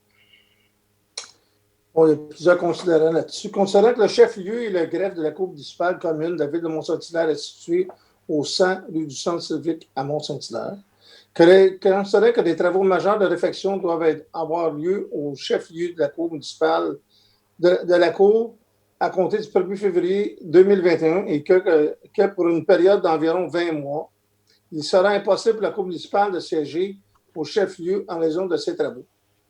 Considérant que la ville de Mont-Saint-Hilaire a pris les dispositions nécessaires afin que la Cour municipale puisse siéger temporairement au pavillon Jordi-Bonnet, situé au 99 rue du Centre civique à Mont-Saint-Hilaire pendant la période des travaux. Considérant l'article 56 de la loi des cours municipales qui stipule que la Cour municipale siège au lieu indiqué, soit dans le règlement ou dans l'entente d'établissement approuvé par le gouvernement. Concernant l'article 56 de la loi des cours municipales, stipulant également que lorsque la Cour est dans l'impossibilité en raison de force majeure de siéger à ce lieu, le ministre de la Justice désigne par arrêté d'un lieu additionnel où la Cour municipale peut siéger jusqu'à l'impossibilité cesse. Je propose que ce Conseil demande au ministre de la Justice du Québec de désigner un lieu temporaire à la Cour municipale de la ville de Mont-Saint-Hilaire pourra siéger soit au pavillon Jordi-Bonnet, situé au 99 rue du Centre civique, à Mont-Saint-Hilaire, à compter du 1er février 2021, et ce jusqu'à ce que se cesse l'impossibilité pour la Cour municipale à siéger à son chef-lieu habituel. J'appuie. Mini appuie, tout le monde est d'accord? Oui. Alors, point numéro 25, renouvellement d'une entente, Mme Mini.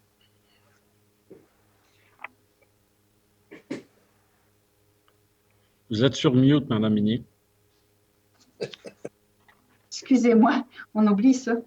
Bon, je propose que ce Conseil signifie au ministère de la Culture et des Communications du Québec sa volonté de renouveler l'entente de développement culturel pour les années 2021, 2022 et 2023 selon les disponibilités financières du dit ministère. J'appuie. Alors, M. Tanner appuie, tout le monde est d'accord? Oui. Oui. Je veux peut-être vous dire que par la suite, le ministère de la Culture et des Communications va débuter un exercice pour la répartition des ressources financières.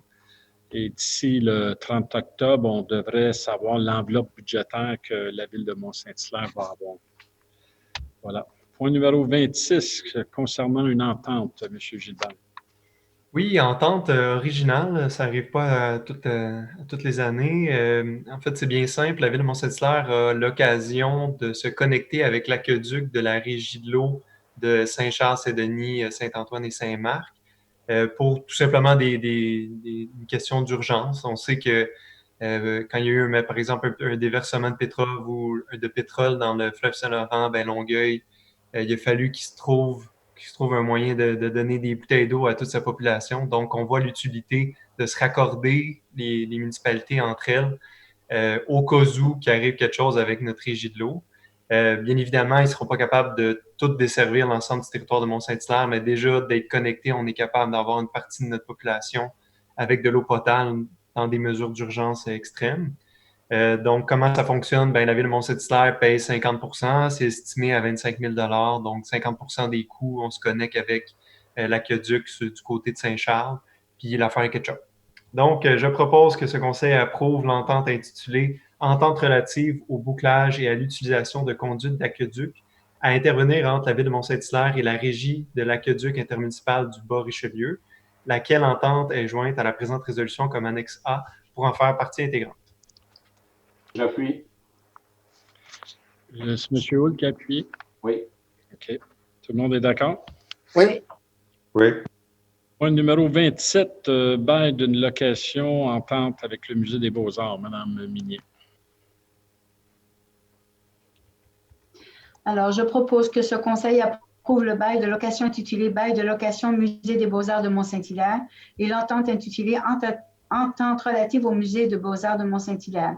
Participation financière de la Ville à intervenir entre la Ville de Mont-Saint-Hilaire et le Musée des Beaux-Arts de Mont-Saint-Hilaire, lequel bail à laquelle ententes sont joints à la présente résolution respectivement comme annexe A et annexe B pour en faire partie intégrante.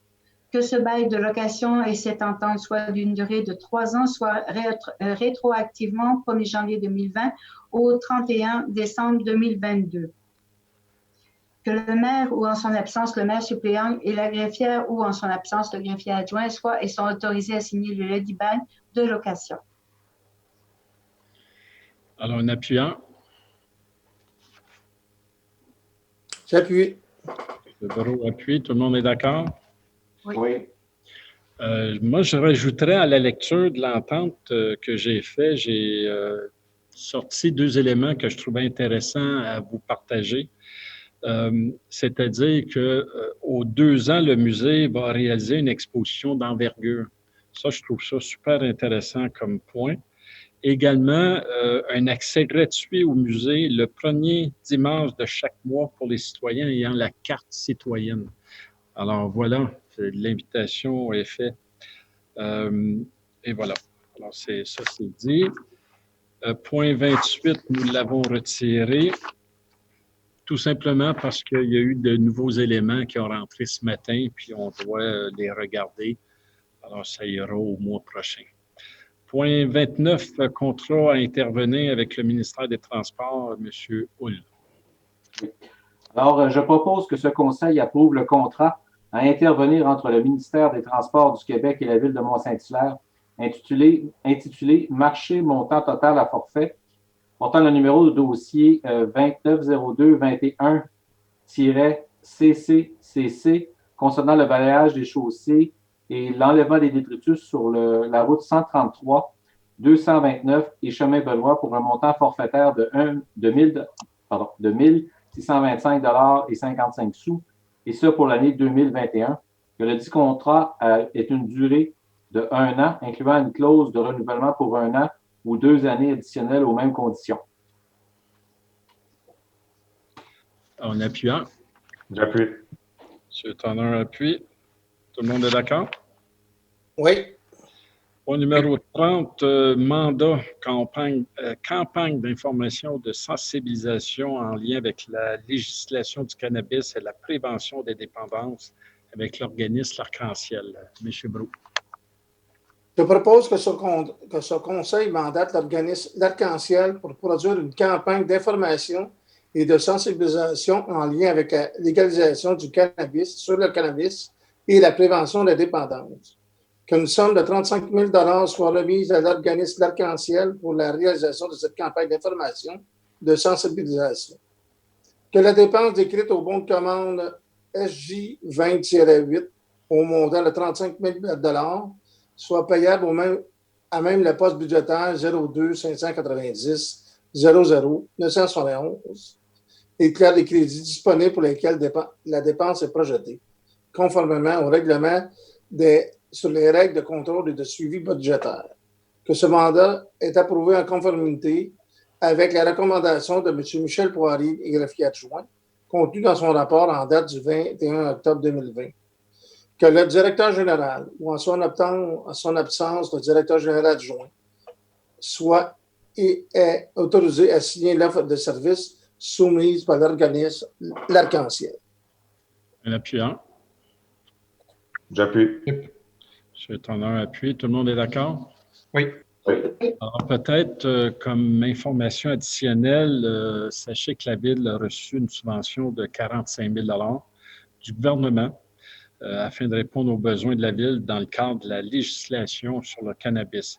Alors, on va l'utiliser, entre autres, pour former les employés, mettre à jour la réglementation municipale, créer des campagnes de sensibilisation pour le citoyen Et nous avons retenu, justement, comme la résolution en parle, l'organisme Arc-en-Ciel, qui est un organisme en prévention des dépendances, qui, eux, vont faire des capsules d'information destinées aux jeunes. Et la bonne nouvelle, c'est que toutes les municipalités de la MRC, ou pratiquement toutes, qui ont reçu cet argent-là, vont faire la même chose avec Arc-en-Ciel. Fait qu'on ça promet pour les mois qui vont suivre. Voilà. Point numéro 31, cession et acquisition des terrains. Madame Minier. Alors, juste avant de commencer la proposition, je vais juste éclairer un petit peu parce qu'il y a énormément de chiffres et de lots. Donc, Oui. simplement vous dire que les lots seront identifiés dans le procès-verbal afin d'alléger la lecture ce soir.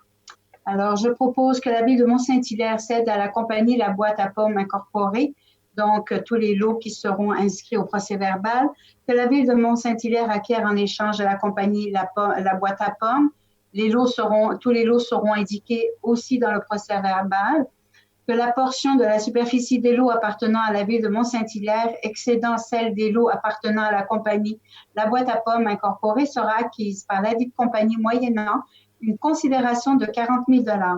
Que ces cessions sont approuvées en conformité avec la recommandation de M. Benoît Larivière, directeur du service de l'aménagement du territoire et de l'environnement, contenu dans son rapport en date du 22 octobre 2020.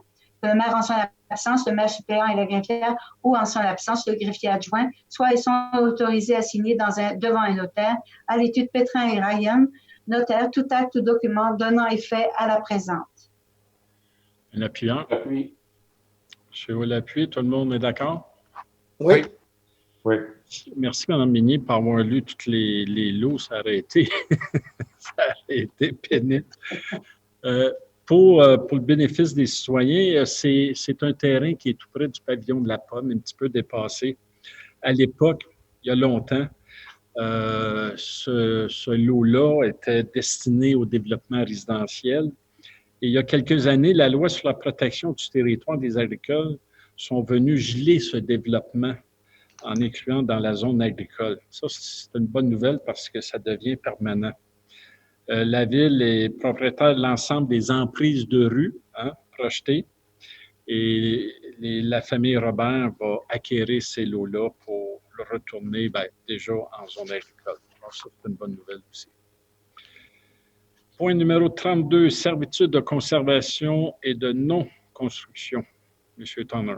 Bon, on parle des mêmes lots. Je propose que ce conseil autorise la signature d'un acte de servitude réelle et perpétuelle de conservation et de non-construction pour 39 lots qui seront dans le procès-verbal au cadastre du Québec d'une superficie totale de 30 701 mètres carrés en faveur des lots désignés fonds dominants appartenant au Centre de conservation de la nature Mont-Saint-Hilaire.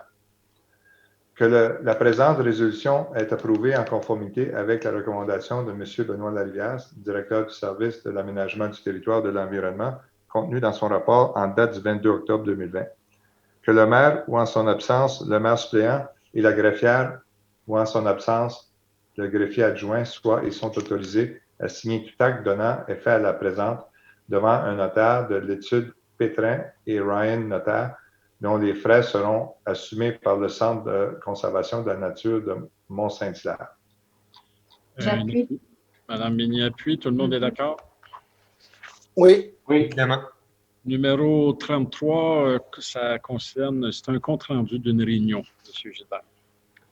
Oui, la réunion du comité consultatif d'environnement. Donc, je propose que ce conseil accuse réception du compte-rendu de la réunion ordinaire du 2 septembre 2020. Et voilà. Les recommandations, c'était après. Ouais, il y a des recommandations du procès-verbal d'ailleurs qu'on va entériner peut-être, en tout cas, dans les 2 prochaines. Alors, un proposeur pour le point 33. J'appuie.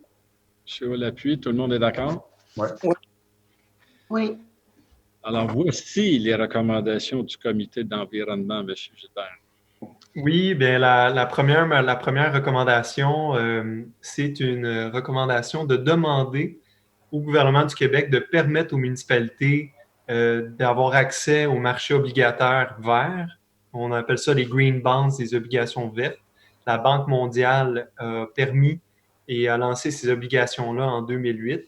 Qu'est-ce que ça fait, ça, dans la vie? C'est que ça donne des outils financiers pour les municipalités, pour les États aussi, pour financer finalement toute la transition verte.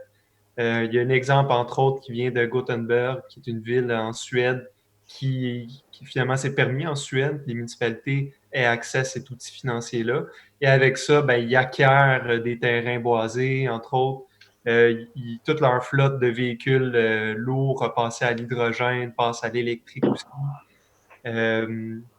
Donc voilà, fait que ça, c'est une des manières que les municipalités pourraient rajouter dans son coffre à outils pour se financer. Et Dieu sait qu'à Mont-Saint-Hilaire, on en aurait besoin, tant au point de vue d'acquisition de terrain à des fins d'infrastructures vertes, ou bien tout simplement pour la transition. Donc, ça va comme ceci. Je propose que ce conseil approuve la recommandation 2020-05R du Comité consultatif de l'environnement, qui est de permettre aux villes québécoises d'émettre des obligations vertes pour le financement d'infrastructures naturelles en s'inspirant de l'initiative de la ville de Gothenburg en Suède. Cet outil financier pourrait permettre aux municipalités québécoises de se financer pour maintenir et améliorer les infrastructures vertes de leur communauté. Deuxième point, et je recommande aussi qu'ils s'assurent ainsi que les initiatives de la transition écologique à l'échelle municipale soient multipliées, puisque certaines municipalités qui n'ont pas les fonds nécessaires pourraient désormais mettre en place des pratiques d'aménagement durable. Voilà. J'appuie. Monsieur Hull appuie. Tout le monde est d'accord? Oui. Point numéro 35, désignation de la ville de Mont-Saint-Hilaire, ville amie des abeilles, Monsieur Gilbert. Oui, ben pourquoi la ville amie des abeilles? On sait que nos collègues abeilles sont essentiels pour plein de raisons. On sait que l'écosystème, c'est un des animaux ou des animaux clés de voûte qu'on appelle, c'est-à-dire que si cet animal-là s'éteint, ben c'est plein d'autres animaux qui s'éteignent. Et par la bande un petit peu de nous, on sait que 40% de ce qu'on retrouve dans notre assiette, c'est directement relié à la pollinisation de l'abeille. Il y a certaines îles en Indonésie ils ont tout simplement aspergé leur champ d'insecticides sans tuer toutes les abeilles. Fait qu'ils sont obligés de faire la pollinisation au peigne. Fait que de pogner un petit peigne puis d'aller prendre la fleur mâle avec la fleur femelle. Un travail exhaustif. On sait qu'au Canada, j'ai une petite statistique ici intéressante, les pertes s'élèvent à 58% des abeilles par rapport en l'espace de 30 ans. Perte de 58% en l'espace de 20 ans. Ça, c'est en Ontario. Au Québec, on parle de 25%. C'est une des récentes statistiques là, de Radio-Canada. Alors voilà, donc sur ce, je propose un instant. Je propose que ce conseil approuve la recommandation du comité d'environnement pour avoir l'inscription de la ville de Mont-Saint-Hilaire à l'initiative Ville amie des abeilles auprès de BCT Canada. Que cette inscription de la ville de Mont-Saint-Hilaire s'engage notamment à contribuer à la restauration des habitats des abeilles en faisant connaître publiquement la désignation de ville amie des abeilles. Alors voilà, pour ça. J'appuie. Mignon appuie. Tout le monde est d'accord? Oui. Oui. On me dit aussi à l'oreille que pas d'abeilles, pas de pommes. Donc, finalement, pas de pommes, Mont-Saint-Hilaire viendrait de perdre un de ses éléments constituants. Exactement. Point numéro 36, procès verbal d'une réunion, M. Hull. Alors, je propose que ce conseil accuse réception du procès verbal de la réunion ordinaire du 27 octobre 2020 du comité consultatif d'urbanisme de la ville de Mont-Saint-Hilaire. J'appuie. M. Gilbert appuie. Tout le monde est d'accord? Oui. Point numéro 37, je pense que M. Brault voulait vous retirer. Oui, c'est ça. Je déclare la possibilité de conflit d'intérêts dans le dossier du 150 rue Brunet et que je me retire de tout échange et délibéré dans ce dossier et n'avoir participé à aucun échange entre mes collègues et moi en vue de l'adoption de la résolution ce soir, et ce, conformément à notre code d'éthique et de déontologie des élus de la ville. Excellent. Alors, point 37, c'est concernant les PIA, M. Hull. Alors, je propose que ce conseil approuve les plans d'implantation et d'intégration architecturale et les recommandations CCU 2010-2706 à CCU 2010-27-28, à l'exception des recommandations CCU 2010-27-08, 19 et 27 qui feront partie d'autres résolutions. Alors, ce mois-ci, nous avons adopté 6 nouvelles constructions et plusieurs agrandissements et de rénovations extérieures. Alors, on appuie là. J'appuie. M. Gilbert appuie. Tout le monde est d'accord? Oui. On Oui. fait ramener M. Brault. Ah, M. Saint-Onge, j'avais quelque chose à dire? Vous êtes sur mute? Je vais donc préciser que M. Brault a été mis en salle d'attente, même si on est sur Zoom, comme s'il avait quitté officiellement la séance, donc il n'a pas participé au vote de la résolution. Il y avait une discussion également. OK. Point numéro 38 concernant les refus des PIA, M. Wood. Alors, je propose que ce Conseil approuve les recommandations et refuse les plans d'implantation et d'intégration architecturale suivants. Le CCU 2010-27-08 pour le 248 rue Saint-Georges pour une enseigne de façade. Le CCU 2010-27-19 pour le 40 rue Brunet pour un affichage sur marquise. Et finalement, le CCU 2010-27-27 pour le 415 rue des Fées. Alors, un appuyant. J'appuie. M. Gilbert appuie. Tout le monde est d'accord? Oui. Oui. Numéro 39, demande d'autorisation de travaux, M. Hull. Oui. Alors, considérant que le règlement de zonage précise à l'article 292 que des travaux de construction, d'agrandissement ainsi que de l'entreposage de matériaux sont interdits à une distance inférieure à 20 mètres de la rivière Richelieu, mesurée à partir de la ligne des Hautes-Eaux. Or, l'interdiction peut être levée si une étude géotechnique démontre que l'intervention projetée n'est pas susceptible de provoquer ou d'être touchée par un glissement de terrain. Considérant le dépôt de 2 études géotechniques préparées par Labo Montérégie, considérant que la fondation de la résidence actuelle a été pilotée en 2004, considérant qu'une étude datée du 16 juillet 2020 précise que la construction d'une nouvelle toiture au niveau de la galerie arrière ne contribuera pas à diminuer le coefficient de sécurité du talus à court et à long terme, étant donné qu'aucune charge additionnelle ne sera ajoutée en haut du talus. Considérant les charges additionnelles de la toiture et des murs périphériques du balcon seront reprises par des pieux vissés qui seront installés au pourtour du balcon. Considérant qu'une étude datée du 21 septembre 2020 précise que la construction d'un nouveau garage relié à la résidence ne contribuera pas à diminuer le coefficient de sécurité du talus à court et à long terme, étant donné qu'aucune charge additionnelle ne sera ajoutée en haut du talus. Considérant les fondations du nouveau garage devront être appuyées sur des pieux afin d'éviter un tassement différentiel entre le garage et la résidence existante. Considérant que les travaux de construction devront être réalisés en conformité avec les recommandations de la firme Labo Montérégie inscrite aux avis géotechniques datés du 16 juillet 2020 et du 21 septembre 2020.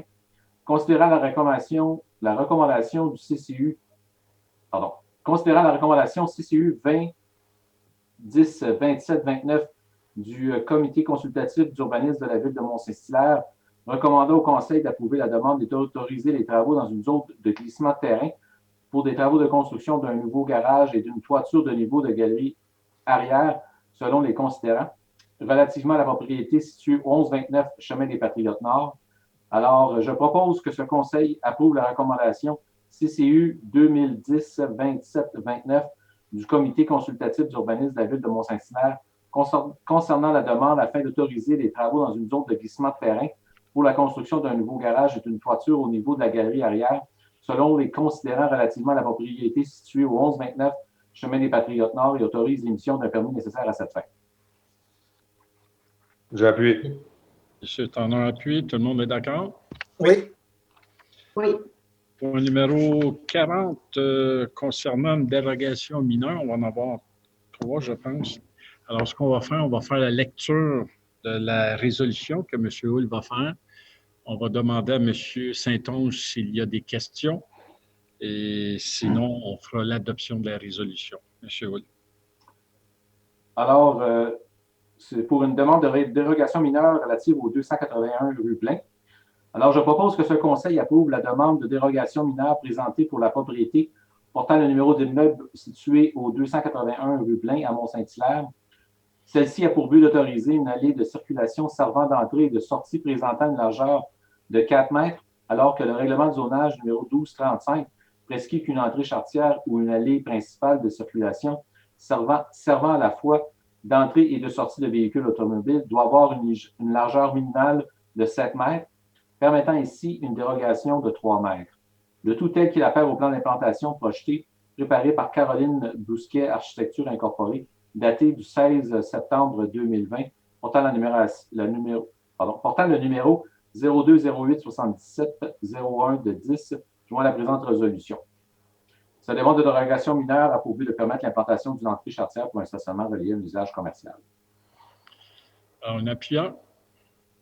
J'appuie. M. Tanner appuie. Tout le monde est d'accord? Ah, excusez. Non, il n'y a pas. On revient. Question 1. En arrière. M. Saint-Onge, est-ce qu'il y a des questions? Je n'ai pas de questions pour le moment. Est-ce que vous pourriez juste, je ne sais pas si Maître Pierrard a vu comme moi, juste me confirmer l'adresse pour la dérogation mineure que vous venez de passer? 281 Blain. Une seconde, Joséphine, il semble avoir une mixité pour moi. Je ne sais pas si c'est ce que vous voyez, Maître Pierrard, au procès-verbal. Dans mes courriels, je l'ai, moi, elle est comme inversée avec la dérogation mineure du 894 Laurier. Fait que c'est bien le 281 Blain pour l'entrée charretière. Oui, le point Oui. 40. Oui. Parfait. Donc, non, il n'y a pas de questions. Merci. Alors, M. Tanner appuyait M. Wood, je pensais. Tout le monde était d'accord? Oui. Oui. Au numéro 41, une autre demande de dérogation. Alors, même procédure, M. Wood. Alors, je propose que ce conseil approuve la demande de dérogation mineure présentée pour la propriété portant le numéro d'immeuble situé au 894 boulevard Sir Wilfrid Laurier à Mont-Saint-Hilaire. Celle-ci a pour but d'autoriser le projet d'agrandissement comportant un seul étage au bâtiment, alors que le règlement de zonage 1235 prescrit une hauteur minimale du bâtiment de 2 étages, permettant ici une dérogation de 1 étage. La demande a également pour but d'autoriser un revêtement à clin de fibrociment, alors que le règlement de zonage numéro 1235 prescrit que le revêtement à clin de fibrociment est prohibé pour un usage commercial, permettant ici une dérogation afin d'autoriser le revêtement à clin de fibrociment. De plus, la demande a pour but d'autoriser une bande de verdure de 1 mètre le long de la ligne latérale gauche, alors que le règlement de zonage numéro 1235 prescrit une demande de verdure d'une largeur minimale de 1,8 m, permettant ainsi une dérogation de 0,8 m, le tout tel qu'il apparaît au plan projet d'implantation préparé par M. Vital Roy, arpenteur géomètre, daté du 14 septembre 2020, portant le numéro de minute 54 486, joint à la présente résolution. Cette demande de dérogation mineure a pour but d'autoriser un projet d'agrandissement et de rénovation d'un bâtiment commercial. M. Saint-Onge, est-ce qu'on a des questions? Toujours pas de questions. Alors, J'appuie. M. Tanner appuie. Tout le monde est d'accord? Oui. Point 42, une autre demande de dérogation mineure, M. Wood. Oui. Alors, je propose que ce conseil approuve la demande de dérogation mineure présentée pour la propriété portant le numéro d'immeuble situé au 55-57 rue Saint-Charles à Mont-Saint-Hilaire. Celle-ci a pour but d'autoriser pour un garage détaché une marge latérale droite de 1,93 m, alors que le règlement de zonage numéro 1235 prescrit une marge latérale droite minimale de 2 m, permettant ainsi une dérogation de 0,7 m. 0,7 m, pardon. La demande a également pour but d'autoriser une marge arrière de 1,89 m, alors que le règlement de zonage numéro 1235 prescrit une marge minimale de 2 m, permettant ainsi une dérogation de 0,11 m, le tout tel qu'il apparaît au certificat de localisation préparé par M. Gustave Gilbert, arpenteur géomètre, daté du 14 janvier 2013, portant le numéro de minute 6525, joint à la présente résolution comme annexe A, en fait partie intégrante. Cette demande de dérogation mineure a pour but de rendre conforme l'importation d'un garage détaché existant. Est-ce que nous avons des questions, M. Saint-Onge? Ni question ni courriel, Monsieur le maire. J'appuie. M. Tanner appuie. Tout le monde est d'accord? Oui. Oui. Alors, numéro 43, c'est un avis de présentation, M. Hull. Je donne comme avis de présentation à l'effet qu'à une prochaine séance, je présenterai ou ferai présenter un règlement amendant le règlement de zonage 1235 afin d'autoriser les classes d'usage d'habitation H5 multifamilial 7 logements et plus et H6 habitation collective dans la zone C14. Alors, l'avis de présentation est donné. Premier projet de règlement, M. Hull. Je propose que le premier projet de règlement numéro 1235-9 intitulé Règlement amendant le règlement de zonage numéro 1235 afin d'autoriser les classes d'usage habitation H5 multifamilial 7 logements et plus et H6 habitation collective dans la zone C14 soit adopté par ce conseil. J'appuie. M. Brault appuie. Tout le monde est d'accord? Oui. Oui. Ça, c'est le bâtiment TELUS, hein, M. Saint-Onge? Exactement. Alors, il faut savoir que la consultation est écrite. Alors, s'il y a des gens qui veulent se prononcer et tout ça, c'est quoi? On va sur le site de la ville, tout est indiqué. Exact. Sur l'avis public, peut-être M. Pierrard pour donner la précision de l'avis public, comment il est écrit. Là. Oui, il va y avoir un avis public qui va indiquer aux gens comment faire parvenir leurs commentaires écrits à la ville et le délai pour le faire. OK. Merci. Point numéro 45, c'est concernant une soumission contrat. Mme Minier. Alors, je propose que ce conseil rejette toutes les soumissions reçues concernant le contrat AM 20-03 relativement à des services professionnels pour la conception de la préparation de plans et devis du parc de la Roque. Un appuyant. J'appuie. M. Tanner appuie. Tout le monde est d'accord? Oui. Oui. Alors, Oui. pour vous expliquer, écoutez, nous, on avait estimé les coûts à 65 000 $. C'est rentré à 150 000 $. Alors, on va trouver une autre façon pour le faire, possiblement à l'interne. Mais je veux rassurer les gens du quartier là, que les travaux devraient se faire quand même éventuellement. C'était le dernier point de l'ordre du jour. On arrive dans la deuxième période de questions. Monsieur Saint-Onge. Alors, je pose des questions dans l'ordre qu'elles sont arrivées. À l'exception s'il y a des doublés, je laisse la chance à d'autres et je reviens s'il n'y a pas des commentaires de retour. Parfait. Alors, première question de M. Pierrenaud. Donc, Monsieur le maire, vous confirmez à vos concitoyens que vous avez effacé vos courriels et textos spécialement adressés à Steve Richard d'Audacité et que par la suite, vous avez dépensé plusieurs milliers de dollars du public à la veille de l'enquête pour les récupérer pour la Cour supérieure. Croyez-vous que parmi vos collègues à la MRC, un d'entre eux oserait poser un tel geste, peu importe les circonstances? Aussi, comment va le procès de la rue Saint-Georges qui a débuté aujourd'hui? Alors, j'ai tout expliqué à la Cour concernant l'effaçage des textos qui étaient faits avant qu'on me demande de les garder. Et les courriels ont tous été récupérés et la défense, les avocats de Métro ont eu l'occasion de les avoir. Alors, et voilà. J'aimerais quand même rajouter que l'information qui a circulé, c'était déjà dans la population. Puis moi, j'ai simplement confirmé une question d'un citoyen et que j'ai réagi comme ça, justement parce que je n'approuvais pas du geste et que je ne l'approuve toujours pas et je le condamne. Donc, je condamne le geste d'avoir effacé les données pour effacer de la preuve. Non, ça n'a pas été, puis ça a été clairement dit aux avocats de Métro que ça n'a pas été pour effacer de la preuve, c'était involontaire. Alors ça a été clairement identifié. Puis, quand vous dites que vous l'avez déclaré, c'est vrai, vous l'avez dit à M. No, puis ça a coûté, je ne sais pas, 10, 15... Non, c'est la faute, c'est pas moi qui ai commis de faute. J'ai fait que confirmer mais je sais que ça circulait dans la population parce que c'est un citoyen qui me posait la question. Donc, c'était déjà sorti. Mais il n'est pas là le problème. Le problème, c'est que vous avez commis le geste. Oui. C'est un geste-là qui n'est pas acceptable. Non. Donc, moi, j'en ai assez dit sur le sujet. Là. Je pense que je voulais juste clarifier le point, là, que le geste répréhensible, là, c'est M. le maire qui l'a commis. Ça a été dit clairement à la Cour que ce geste n'était pas à la Cour non plus. Vous étiez en interrogatoire, les avocats de la poursuite.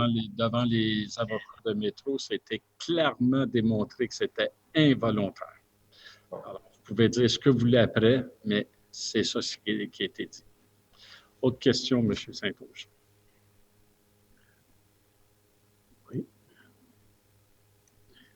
Question de M. Jacques Morneau. Historiquement, le budget a été adopté lors d'une séance spéciale du Conseil en décembre. Oui. Afin de permettre aux citoyens de bien comprendre les détails du budget avant son adoption par le Conseil, il est demandé par la présente que le budget proposé soit mis sur le site Web de la Ville quelques jours avant la séance, afin que les citoyens puissent le consulter et ainsi mieux préparer et poser des questions pertinentes avant que le Conseil adopte le budget. Ben, je pense que pour faire ça, il faudrait en parler aux membres du Conseil. Alors, peut-être M. Saint-Onge l'amener à la prochaine plénière pour qu'on débatte sur ça. Il faut voir les conséquences de tout ça. Alors, on va vous revenir, M. Morneau. Question de Mme Rachel Prévost. Les avocats de la Ville, en première instance, n'ont pas défendu la réputation du comité Casa 16, qui a été bafoué de façon injuste et inacceptable. Celui-ci a toujours agi de bonne foi. Suite à votre réponse, M. le maire, puis-je vous rappeler, à vous et vos conseillers, que la Ville est en appel d'un jugement qu'elle conteste. Il m'apparaît donc important que la Ville continue de soutenir et de respecter le travail du comité Casa 16, qui a été dûment constitué par celle-ci. La Ville se doit de permettre au comité d'achever ses travaux pour qu'il puisse présenter le fruit de son travail. Autrement, vous endossez un jugement qui est, selon moi, mal fondé. Vous avez raison, Mme Prévost, premièrement, de condamner le comité CASA dans ce jugement-là. Je suis entièrement en accord, puis tous les membres du Conseil vont être en accord que c'était exagéré. Je pense que CASA a fait sa job pendant tout ce temps-là. Mais ceci étant dit, je vous l'ai dit dans la première période, actuellement, on regarde la stratégie. On va vous revenir au comité CASA. C'est sûr qu'on va vous reparler prochainement. Mais pas ce soir, c'est évident. Je pense, puis vous êtes avocate, alors vous pouvez comprendre ça. Là. Autre question? Hein? Oui. Question de M. Jacques Morneau. Est-ce que les travaux du comité de développement du plan réseau des pistes cyclables de la Ville de Mont-Saint-Hilaire ont débuté? Si oui, quand peut-on anticiper voir une consultation de la population sur le nouveau plan? Chez Gilbert. Oui, c'est le comité des saines habitudes de vie qui a eu l'idée, qui après ça a été entériné par le conseil de ville. Donc, c'est en marche présentement. Je pense que je peux le dire, c'est Vélo Québec qui a le contrat. C'est un plan directeur, pas juste des pistes cyclables. Maintenant, c'est mobilité active. Mm-hmm. Par exemple, je n'ai pas l'information si dans l'entente il était question de faire une consultation, je ne sais point. Mais vous pouvez écrire n'importe quand au service d'aménagement du territoire, puis ils vont faire le lien parce que c'est inter-service. Tu as des gens de service d'aménagement du territoire, d'ingénierie aussi, qui participent à ce plan-là. Donc, si vous avez des commentaires, faites-nous les parvenir, mais je pense qu'on pourrait revenir à savoir s'il était prévu de faire une consultation. Peut-être le directeur général a une idée. Est-ce que nous savons quand est prévu le dépôt de ce rapport? Est-ce qu'il y avait un échéancier?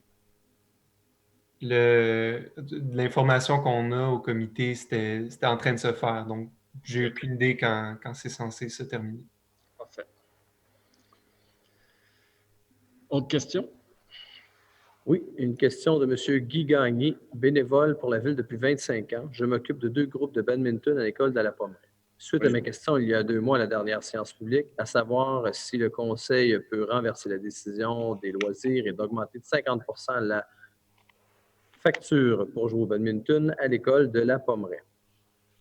Vous êtes- Je pense que j'ai donné, je ne sais pas si M. Gagné, si vous étiez là au début, j'en ai beaucoup parlé. Bref, je vous donnais la réponse à votre questionnement. J'ai amené des chiffres. Bref, on parle d'un coût, là, si je ne me trompe pas, qui passe de 2,90 $ à 4,35 $. Et c'est pour uniformiser en réalité tous nos plateaux sportifs dans les différentes écoles.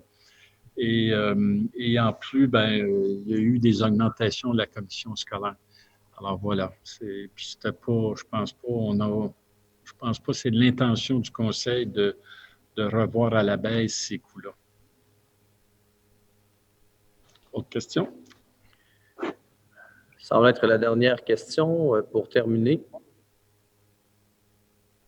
Je m'excuse, il y a une question qui est apparue. Je vais essayer de comprendre. Je m'excuse, Monsieur le maire. Donnez-moi une seconde. Sur le poste. Je m'excuse, je n'arrive pas à lire la deuxième question qui semble être liée. En 2019, le Conseil vous a demandé de démissionner. En vertu de M. Pierrenault, en passant, en vertu des faits mis à jour ce soir, nous vous demandons de respecter le poste que vous occupez et par ce fait, démissionner. Alors, c'est tout. C'est tout la question. Alors, malheureusement, M. No, je ne vous donnerai pas cette satisfaction. Et voilà. Autre question? C'est tout pour ce soir, M. le maire. Alors, sur ça, j'ai besoin d'un appuyeur pour la levée, d'un proposeur, un appuyeur pour la levée de la séance. J'appuie. M. Tanner et M. Gilbert appuient. Alors, merci pour cette soirée. Naturellement, en terminant, je vais vous demander d'être extrêmement prudent. Je l'ai dit au départ. Moi, je tiens beaucoup à ce que Noël, on puisse le vivre en famille et les efforts pour les prochains jours vont être primordiaux. Alors, sur ça, bonne soirée et bonne semaine. Bonne soirée à tous.